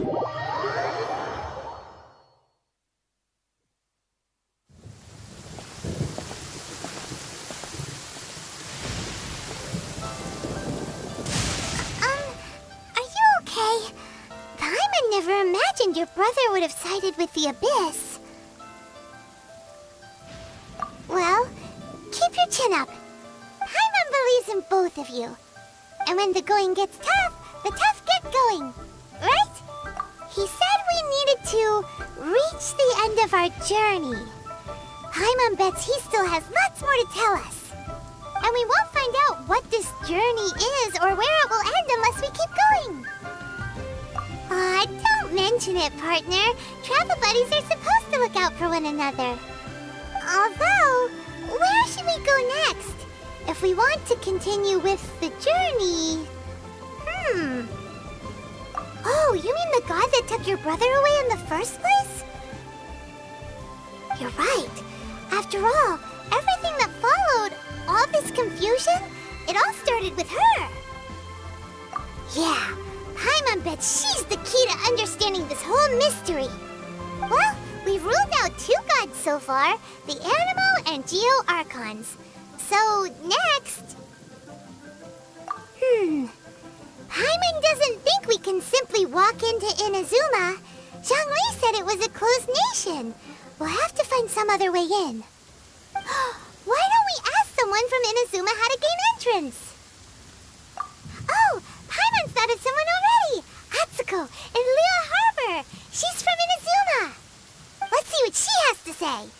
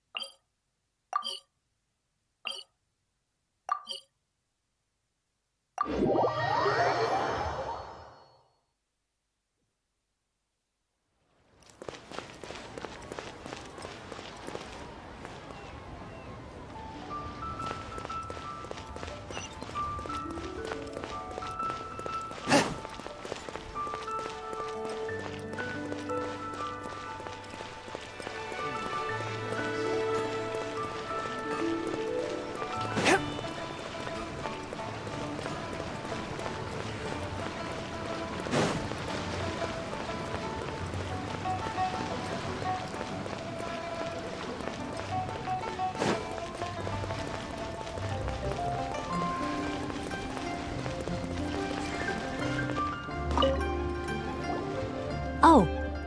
Hello. Oh, I mean good fortune, right? I'm still learning to talk like a local. Is there anything I can help you with? We wanted to ask, how do we get into Inazuma? Oh, so that's why you're here. Well, there is a way. Great! We came to the right person! But the chance of success is incredibly small. Huh. Incredibly small? Then how did you get out of Inazuma in the first place? It was in leaving Inazuma that I found out just how dangerous this method truly was. All I had to rely on was a little wooden raft that I'd put together myself. There was a storm raging ahead of me, and my pursuers were close on my tail. After I'd escaped their clutches, I floated on the open ocean for I don't know how many days. My rations and fresh water supply soon ran out, and I remember getting to the point where I was sure I'd reached the end. Then, I blacked out. But, to my surprise, my journey didn't end there. Or to put it another way, a new beginning found me. That's right. I escaped by the skin of my teeth. The fact that I'm even alive to tell the tale must be a sign that the gods were watching over me. What a horrible journey! And you set off knowing how dangerous it was? Why? Well, because everything is just too restrictive over there. The atmosphere is so stifling. The Kanjo Commission subjects everyone leaving or entering the nation to a protracted approval process, and I felt like I didn't belong there. Kanjo Commission? What Along with the other 2 commissions, they oversee everything in Inazuma. We usually collectively refer to them as the Tri-Commission. I suppose they're equivalent to the 8 trades under the Liyue Qixing. One of the obligations of the Kanjo Commission is to conduct rigorous identity checks on all individuals leaving or entering Inazuma. All non-nationals are processed centrally on Rito upon arrival. Meanwhile, the Tenryou Commission is responsible for implementing the recently promulgated Vision Hunt Decree. They act like the executive arm of the Raiden Shogun's rule, loyal, yet unfeeling. It doesn't feel good to speak ill of my home like this, but after spending so long under that oppressive atmosphere, I begin to lose all hope for the future. What I mean to say is, unless you have an extremely compelling reason to go to Inazuma, you should abandon your plans of trying to get there. You should know that the sea around Inazuma is engulfed in a perpetual tempest of wind and rain. Supposing you survived that, you would still need to get past the samurai guards that enforce the Sakoku Decree, the closed nation policy of Inazuma. And even if you did manage to find a way, you'd still have to produce the necessary documentation at the Rito Center for processing Outlanders. Otherwise, you'd be kicked out immediately. Seems like they really don't want anyone setting foot in Inazuma, huh? They only set that up as a port to guarantee a supply of goods and information to the island. Most Outlanders would be unable to acquire the documentation needed. But if you really are set on going, there is one thing you could try. The raft idea sounds a little on the dangerous side. Plus, Paimon would definitely get seasick. That's not what I meant.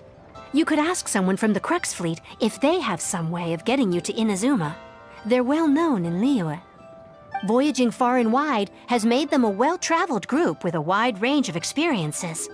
They may just know how to break through the storm. You're right! Paimon's sure Beto of all people will be able to get us there. Her crew is super strong. But Paimon wonders if she'll be willing to take the risk. The Alcor is the flagship of the Crux Fleet. I heard that it's currently anchored by Guyun Stone Forest on a supply run. This might be your best chance. Then there's no time to lose. Let's go find Captain Beto.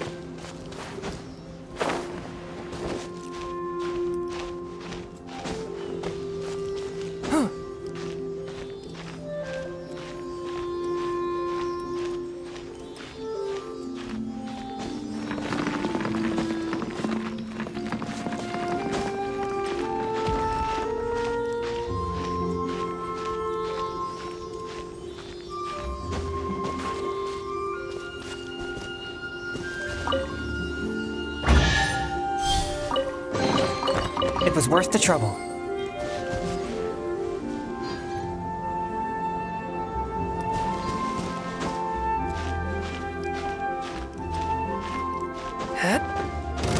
Forth, my blade!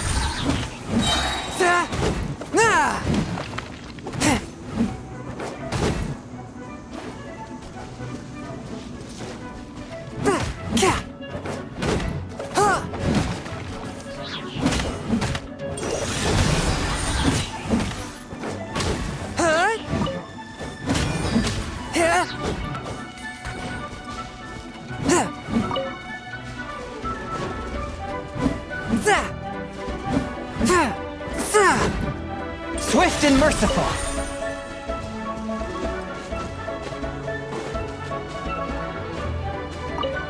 Huh?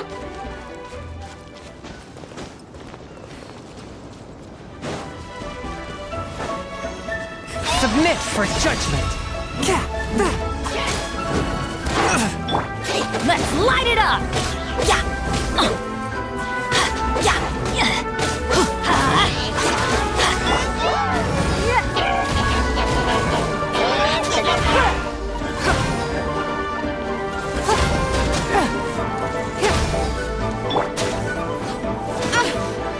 I swear by my sword! Forth, my blade.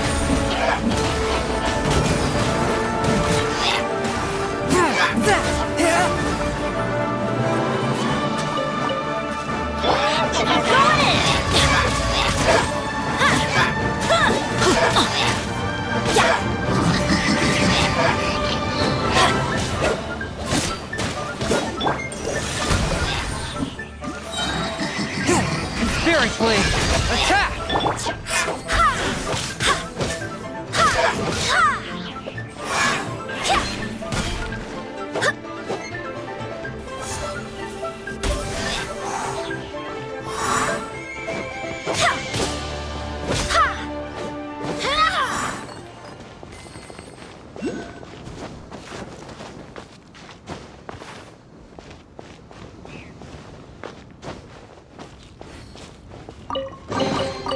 What a pleasant surprise.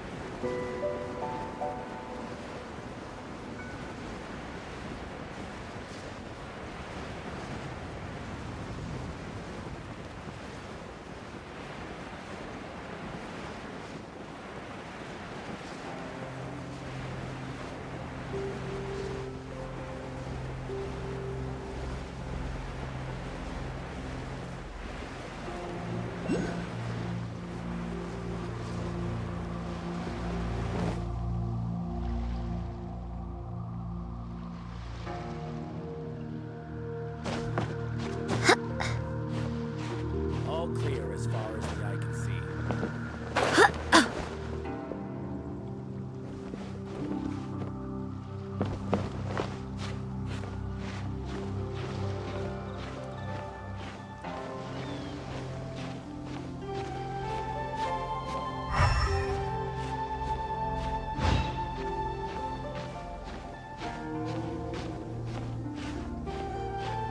All clear as far as the eye can see.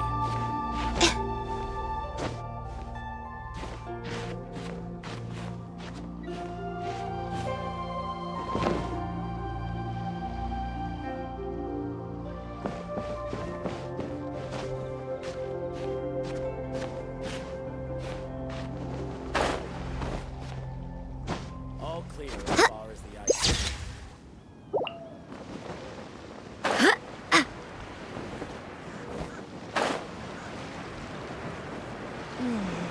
I wonder what's going on up there.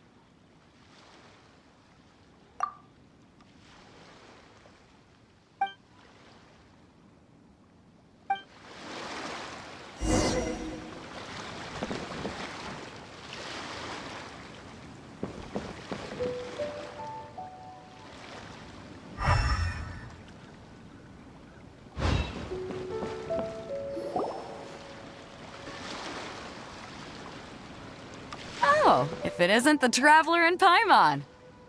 I knew you guys would come. Paimon? What a fascinating being. You two give off not only the essence of wind and earth, but also of...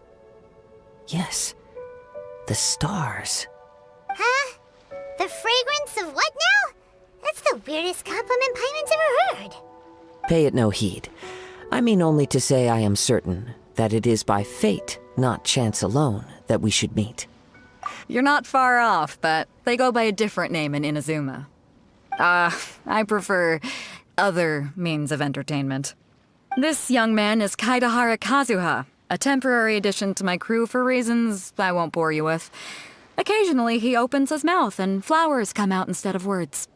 With this fine ship and the soft sea breeze, would it not be romantically irresponsible of me not to acknowledge it with a line or two of poetry? No, I can't argue with that. Okay then. Once the clash is underway, I'll give you a chance to perform. Only if the mood takes me, of course. Poetry for poetry's sake tends to lack meaning. Hey, you don't want to pass this opportunity up too easily, especially seeing as our great hero here might be in attendance. Oh, wait a minute. What's the clash? Also, just to clarify, by great hero, do you mean... Huh? I thought you might be here to sign up. You're telling me you've never even heard of it?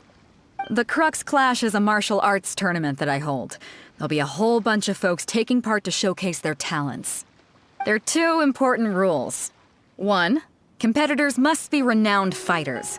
We want those with real martial arts ability, not just people taking part for the fun of it. So, you've got nothing to worry about there. I don't think there's anyone out there who hasn't heard of you. 2, you can't take part if you've got a vision. Otherwise, things get a little one-sided.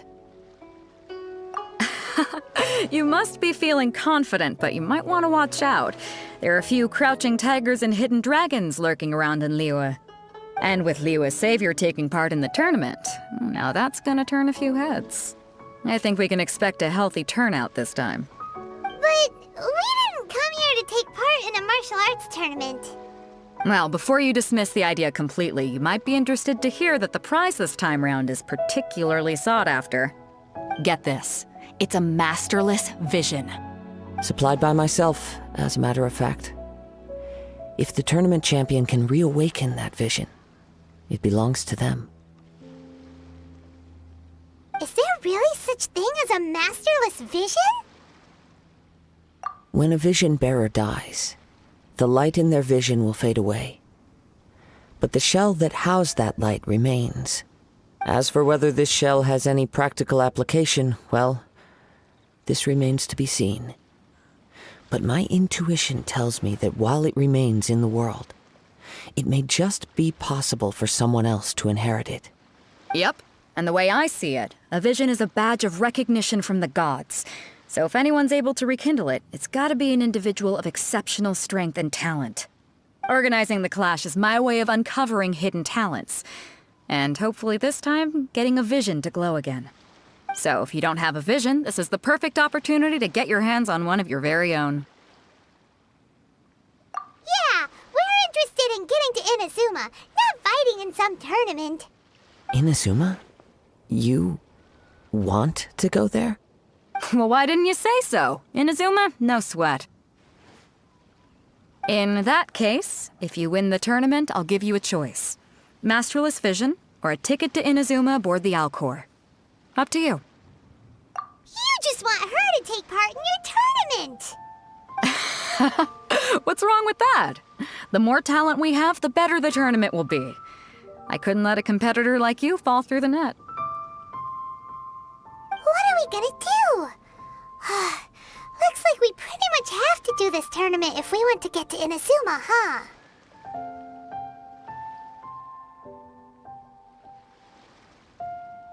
Great. Then let's get you signed up. Head to the tournament arena in Guyun Stone Forest. Kazuha and I will be over soon. It seems like it will only be a matter of time before the answer is revealed.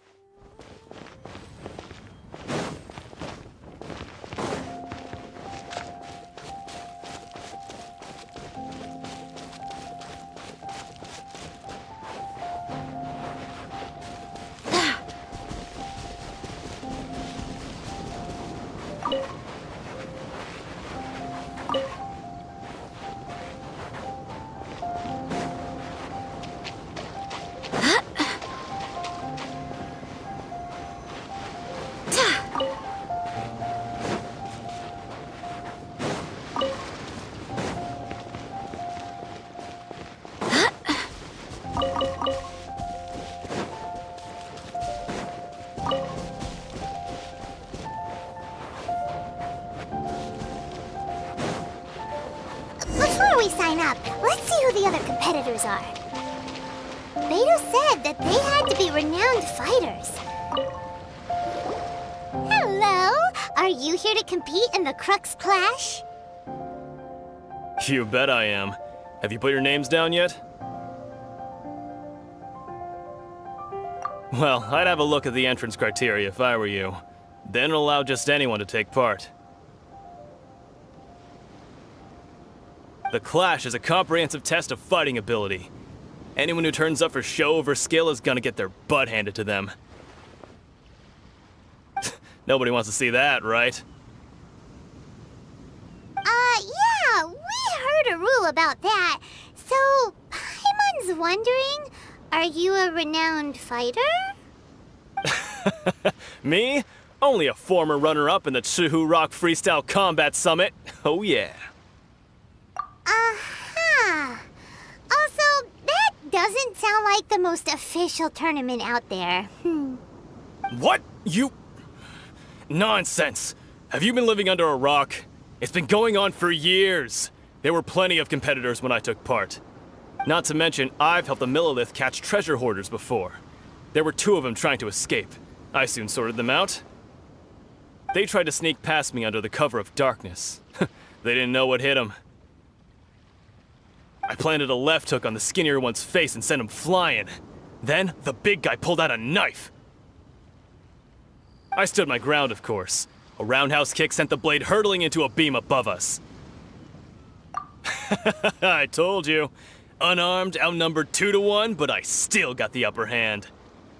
I'm not saying I came out completely unscathed, of course, but the fact remains that I did manage to subdue the both of them, and hand them over to the Millilith.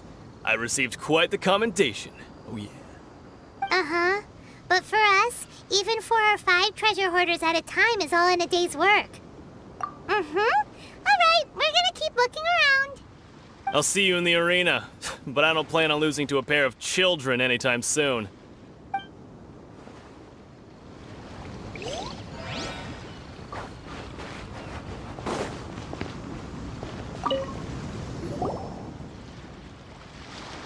Hi there! Are you here for the Crux Clash too? That's right. Nothing beats real-life combat for honing your skills. That's what our master taught us.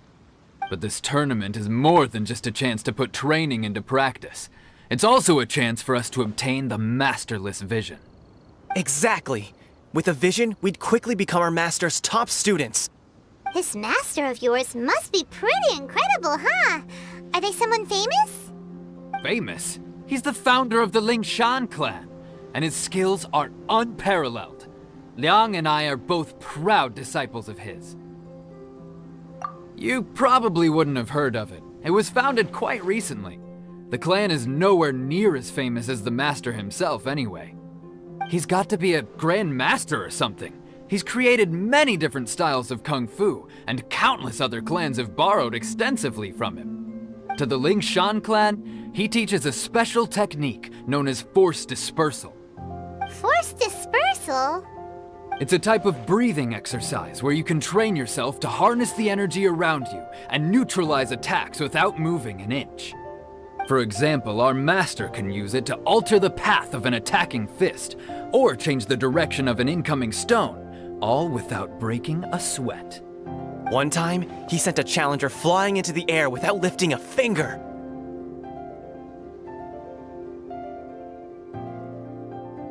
It sure is, but it's extremely difficult to cultivate this ability. We've been training for ages and we're still getting to grips with the very basics. There's no way we could use it proficiently yet. We're clearly not that naturally gifted, or we would have at least gotten the gist by now.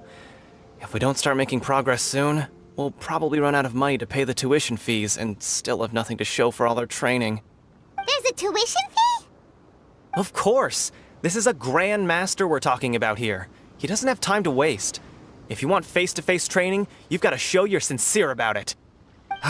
But here we are, having trained under him directly all this time without even a hint of improvement. Master is getting increasingly impatient with us. Recently, though, we heard that a vision bearer joined the Guhua clan and made pretty much instant progress in their training. So, if we can get our hands on a vision too, maybe we can finally make our master proud.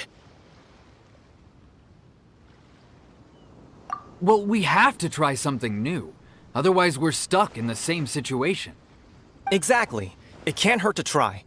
And if it turns out it does work, the Lingshan clan will go down in history. Folks will come from far and wide. Heck, we could even become the dominant martial arts clan in all of Liyue. See you in the arena.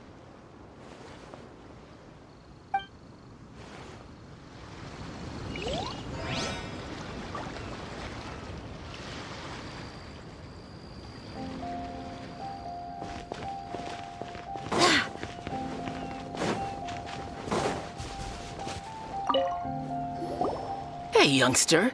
Are you here for the Crux Clash, too? If so, seems I found myself another new adversary. So you're also here for the tournament? You better believe it.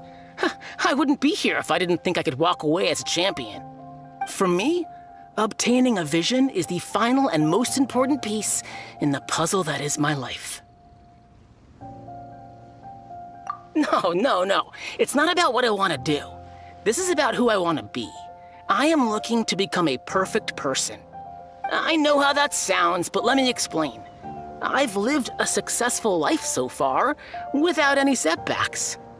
I've passed every exam I've ever taken, enjoyed numerous successful business ventures, and seem to get on with just about everyone socially. In most people's eyes, I am already the very embodiment of the perfect person. Though, of course, I'd never let the praise get to my head.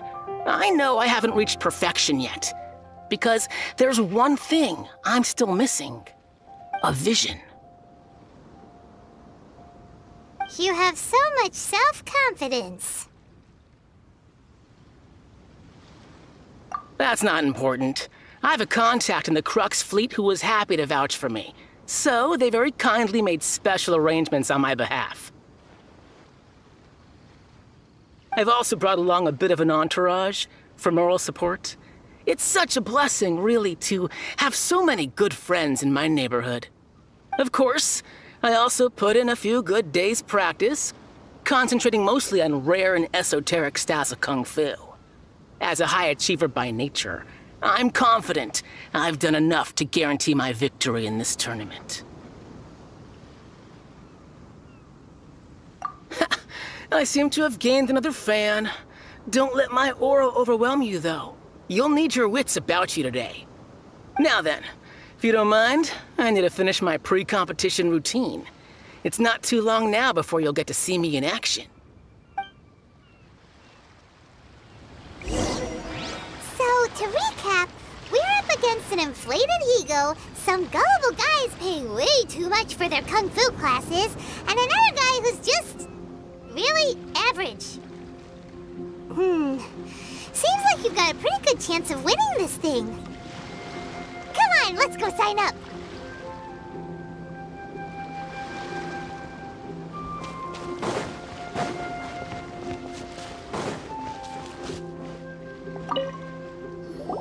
Chinksa Village Arm Wrestling Champion, huh? All right, you're signed up. Next, please. What's your name? Wait, aren't you? Did I hear that right? Is it really them? Huh? Aren't they a vision bearer, though? Why are they trying to enter the clash? I have to ask, aren't you the traveler that helped Liyue fight off that ancient god? It's really her! The one that spoke with Lady Kuching at the rite of parting. Oh, I wonder if I can get her autograph later. I trust you are aware that only those without visions can enter the tournament? Really? But from what I've heard, the things you're capable of in combat are nothing short of extraordinary. You walk into the most dangerous situations imaginable, face off against all sorts of monsters, even the Fatui, and always come out on top. Yep, she still doesn't have a vision, though. See for yourself. My apologies. I didn't mean to be rude. I'm sure a great hero like yourself would have no reason to lie. Now, could I ask you to provide a few claims to fame? It's just a formality for you, of course, but I have to make a record of competitors' achievements as part of the sign-up process. So far, I've got defeated the ancient god Osile, so that's one. Do you have any others? Yeah, and also a dragon too! Put down Battle with Storm Terror. Whoa. Might as well declare her the champion already. I wonder if it's too late to withdraw. Okay, that's plenty. Actually, this is the most dazzling track record I've ever seen. By a long shot. Right, your registration is complete. Now, a brief word about the prize. A great hero such as yourself can surely only be here for one thing. To win the tournament and claim the grand prize, namely, a vision. Oh, we're not here for that. We're here because Captain Beto promised to take us to Inazuma if we win the tournament. There's another prize, too? Oh, first I've heard of it. Beto must have upped the stakes this time to attract top talent. But why would anyone want to go somewhere as dangerous as Inazuma? I see. So, I take it you discussed your terms with Beto in advance, then? Well, I'm sure a great hero has an important reason for being here. Anyway, the qualifying rounds are about to begin. I'll leave you to your preparation. Hey, so Paimon's thinking about that whole no vision bearers rule in this tournament. Even though you don't have a vision, most people in Teyvat think that you can't manipulate the elements without one. So Paimon thinks you probably shouldn't use your elemental abilities during the tournament. You know, just to avoid any misunderstandings. In any case, looking at the competition, it should still be pretty easy for you to win, even without using any elements, right? Alright, it's showtime! You got this! You seem like you're raring to go. Are you ready to compete?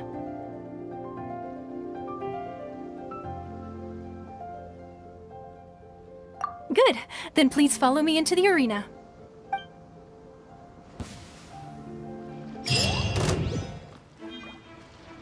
Our next competitor is seen by many as the favorite to win this tournament.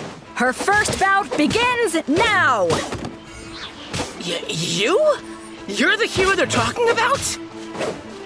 How am I supposed to win now? What a strange guy. Why was he so confident to begin with? Well, now that we've won, let's go and see Beto. She'll probably have something to say to us.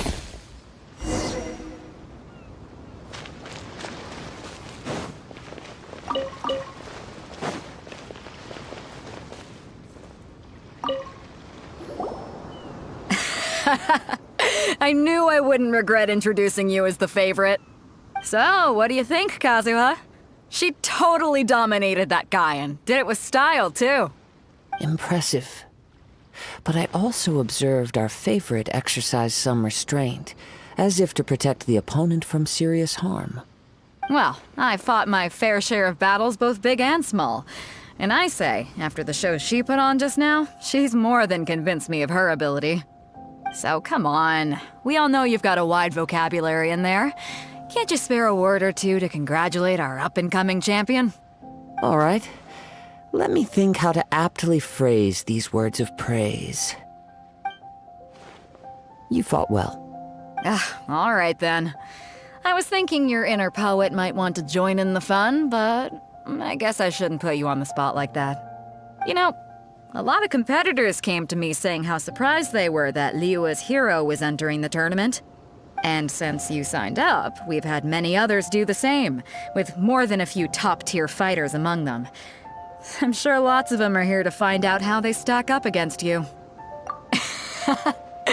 Well, since everyone sees you as the one to beat, I figure I should start treating you that way too.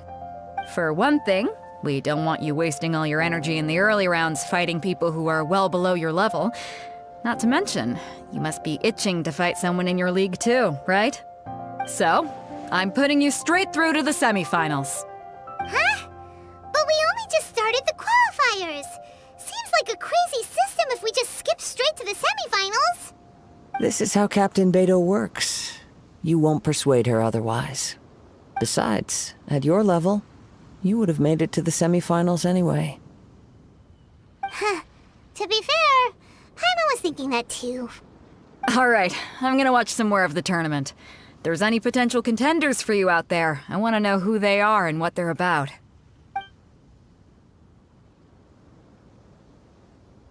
We're finally here, folks! The real show is about to begin! The captain seems to have high hopes for this tournament. I have not seen her so excited in quite some time. Your opponent has fought many rounds to get to the semifinals. This makes him a seasoned warrior. You may well be stronger than him, but this should not give you cause to lower your guard. Very well. Show me that you are ready to push through the storm that lies ahead. Alright, that's enough chit-chat for now. The audience is waiting. Go find the crew member that signed you up. She'll take you into the arena.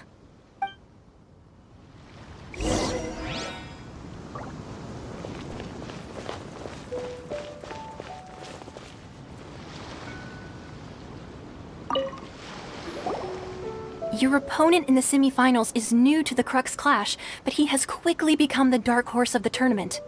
I do not doubt your abilities, but I would suggest that you make sure you are fully prepared before you begin. Relax! My girl's at the top of her game! She ain't gonna lose. Okay, follow me. At last, the moment we've all been waiting for. The semifinals have begun! Who's it gonna be this time? The hero or the dark horse? I don't care about the prize. You're a strong opponent. That's what I'm here for. It's a fury!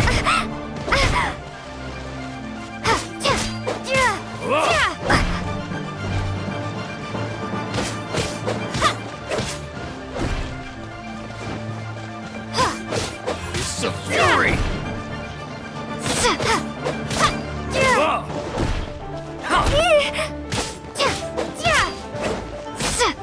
You're pretty good. I'm sweating all over. It's a good feeling. Congratulations. I was beaten by the best. Right! For a moment there, Paimon was a little worried. If you had a vision, you'd definitely be one of the strongest around. I wanted a vision once, when I was a kid. People said that if you're strong enough, you'll have your chance to get one. But mine never came. I lost interest eventually. You can't depend on a vision like you can your own body. I've fought and won against vision bearers before. The power they have was given to them by the gods. I don't envy it. Huh? You mean you didn't sign up to try and get your hands on that masterless vision? No, I didn't. I only wanted to pit myself against other fighters and see who was the strongest. Only in defeat can you understand your weaknesses and learn from them. So I'm pleased with today's outcome. I don't often have the pleasure of experiencing defeat. Wow! Now that's true strength talking. If you have the chance in the future, please come and spar with me again. I will be stronger next time.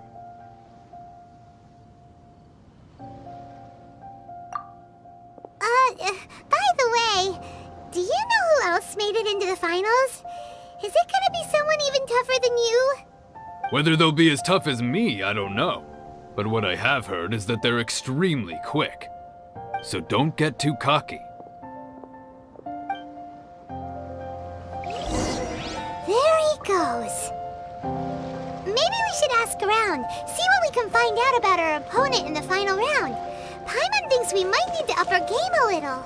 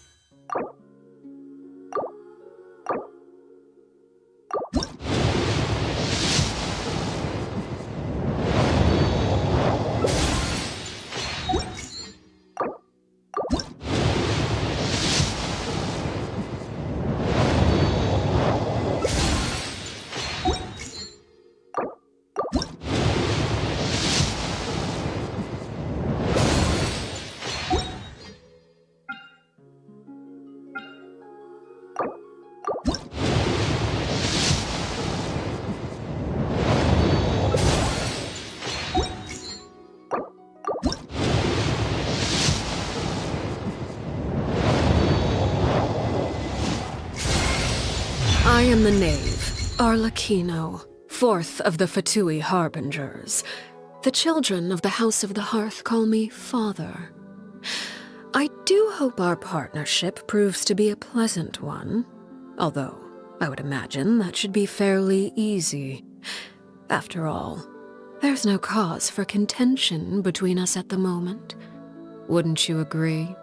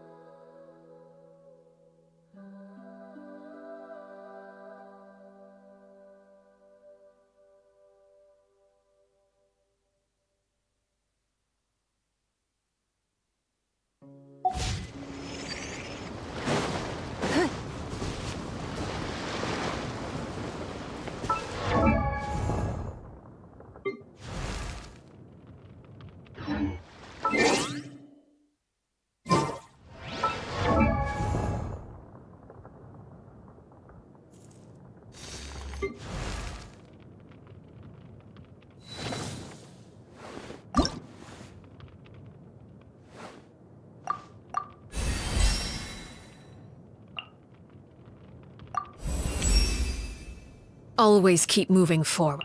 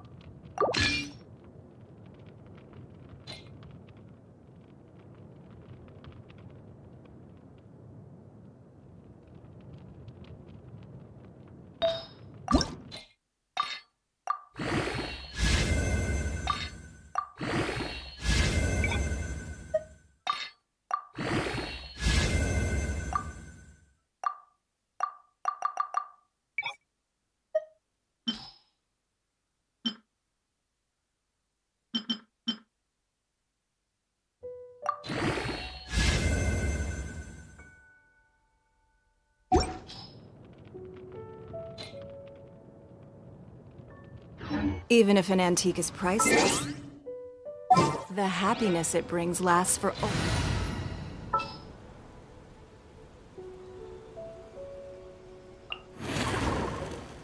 No need to fret. I shall handle this.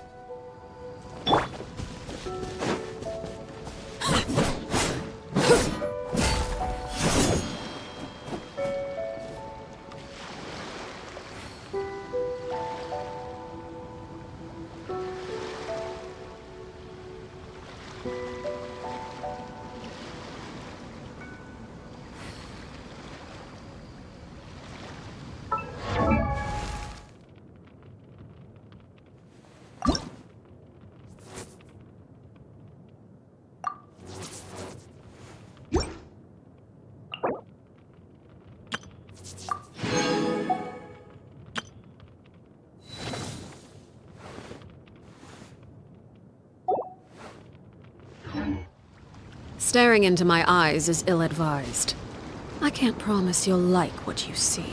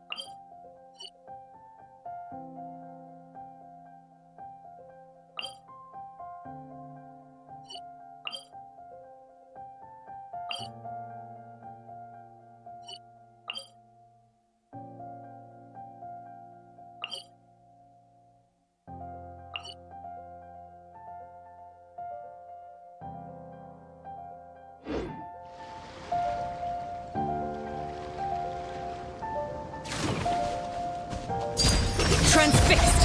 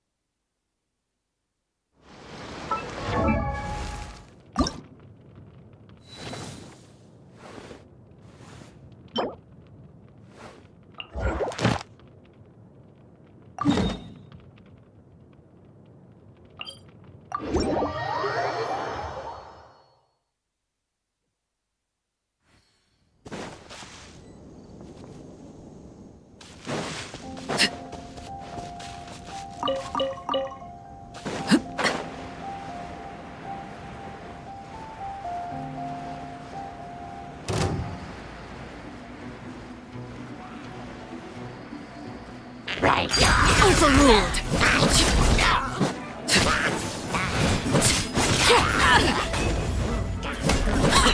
A touch of frost! From whence you came!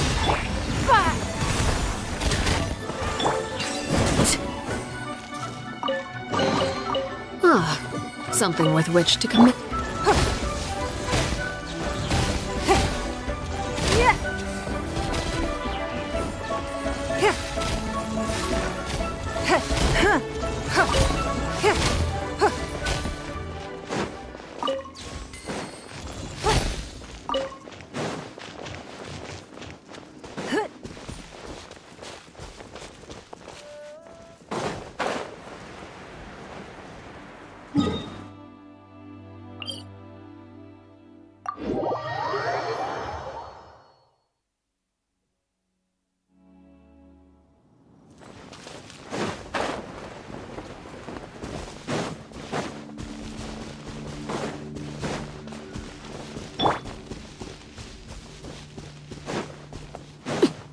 Are you Transfixed! The more, the merrier. Forth, my blade!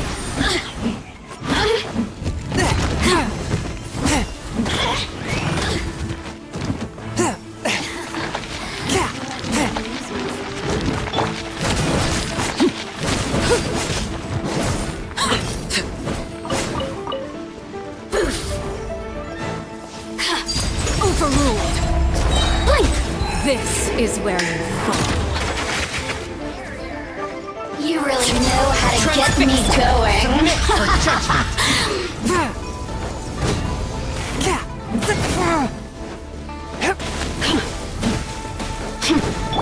Wind, hear me!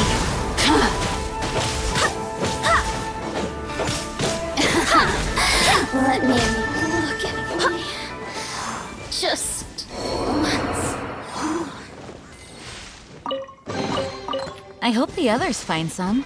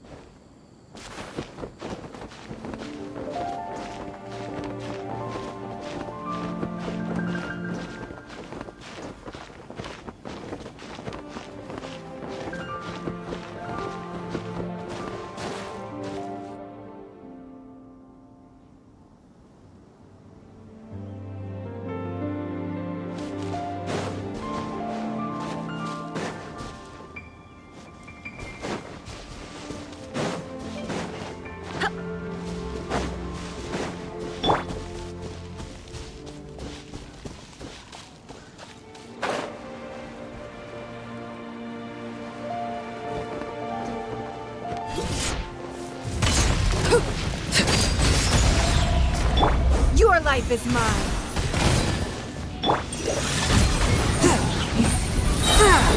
Spirit Blade! Attack!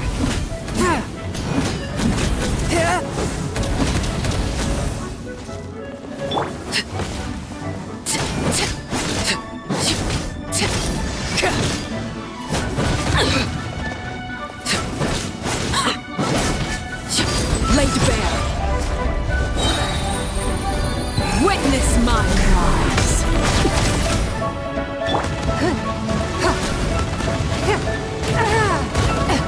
Rude. Swift and merciful!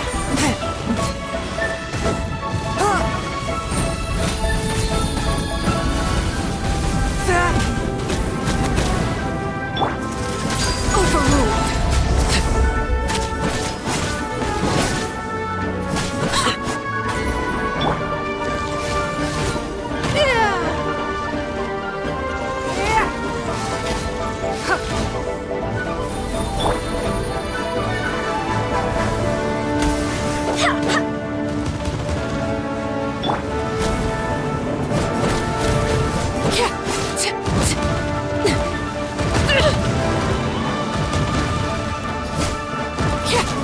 Forth, my blade!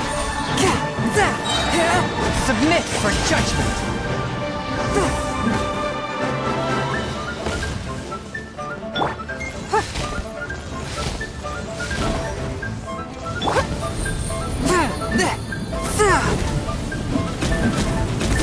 One with my blade!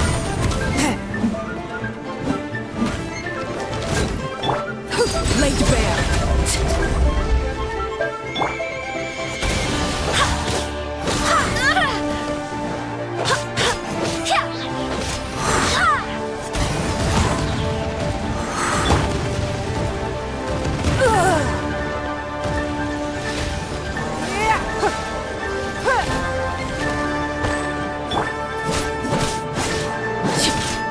I swear by my sword! A touch of frost! Full as blood! This is where you fall.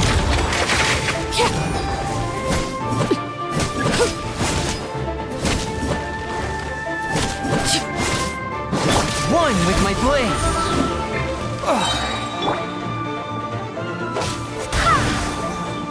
From whence you came!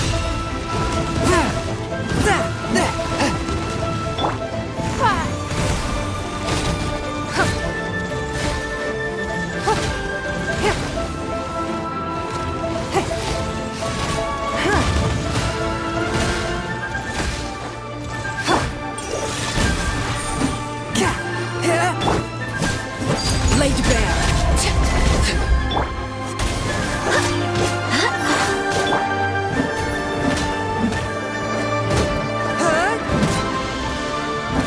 Swift and merciful!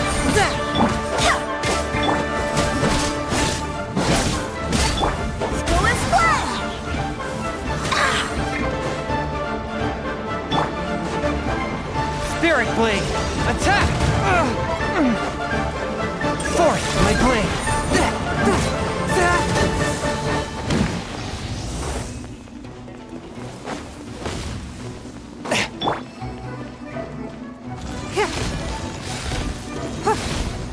Don't waste my time. You wait. One with my blade! Overruled.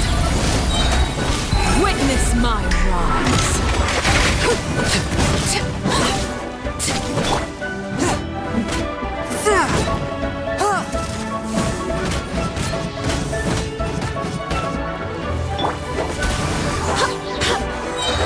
Barbados, guide us.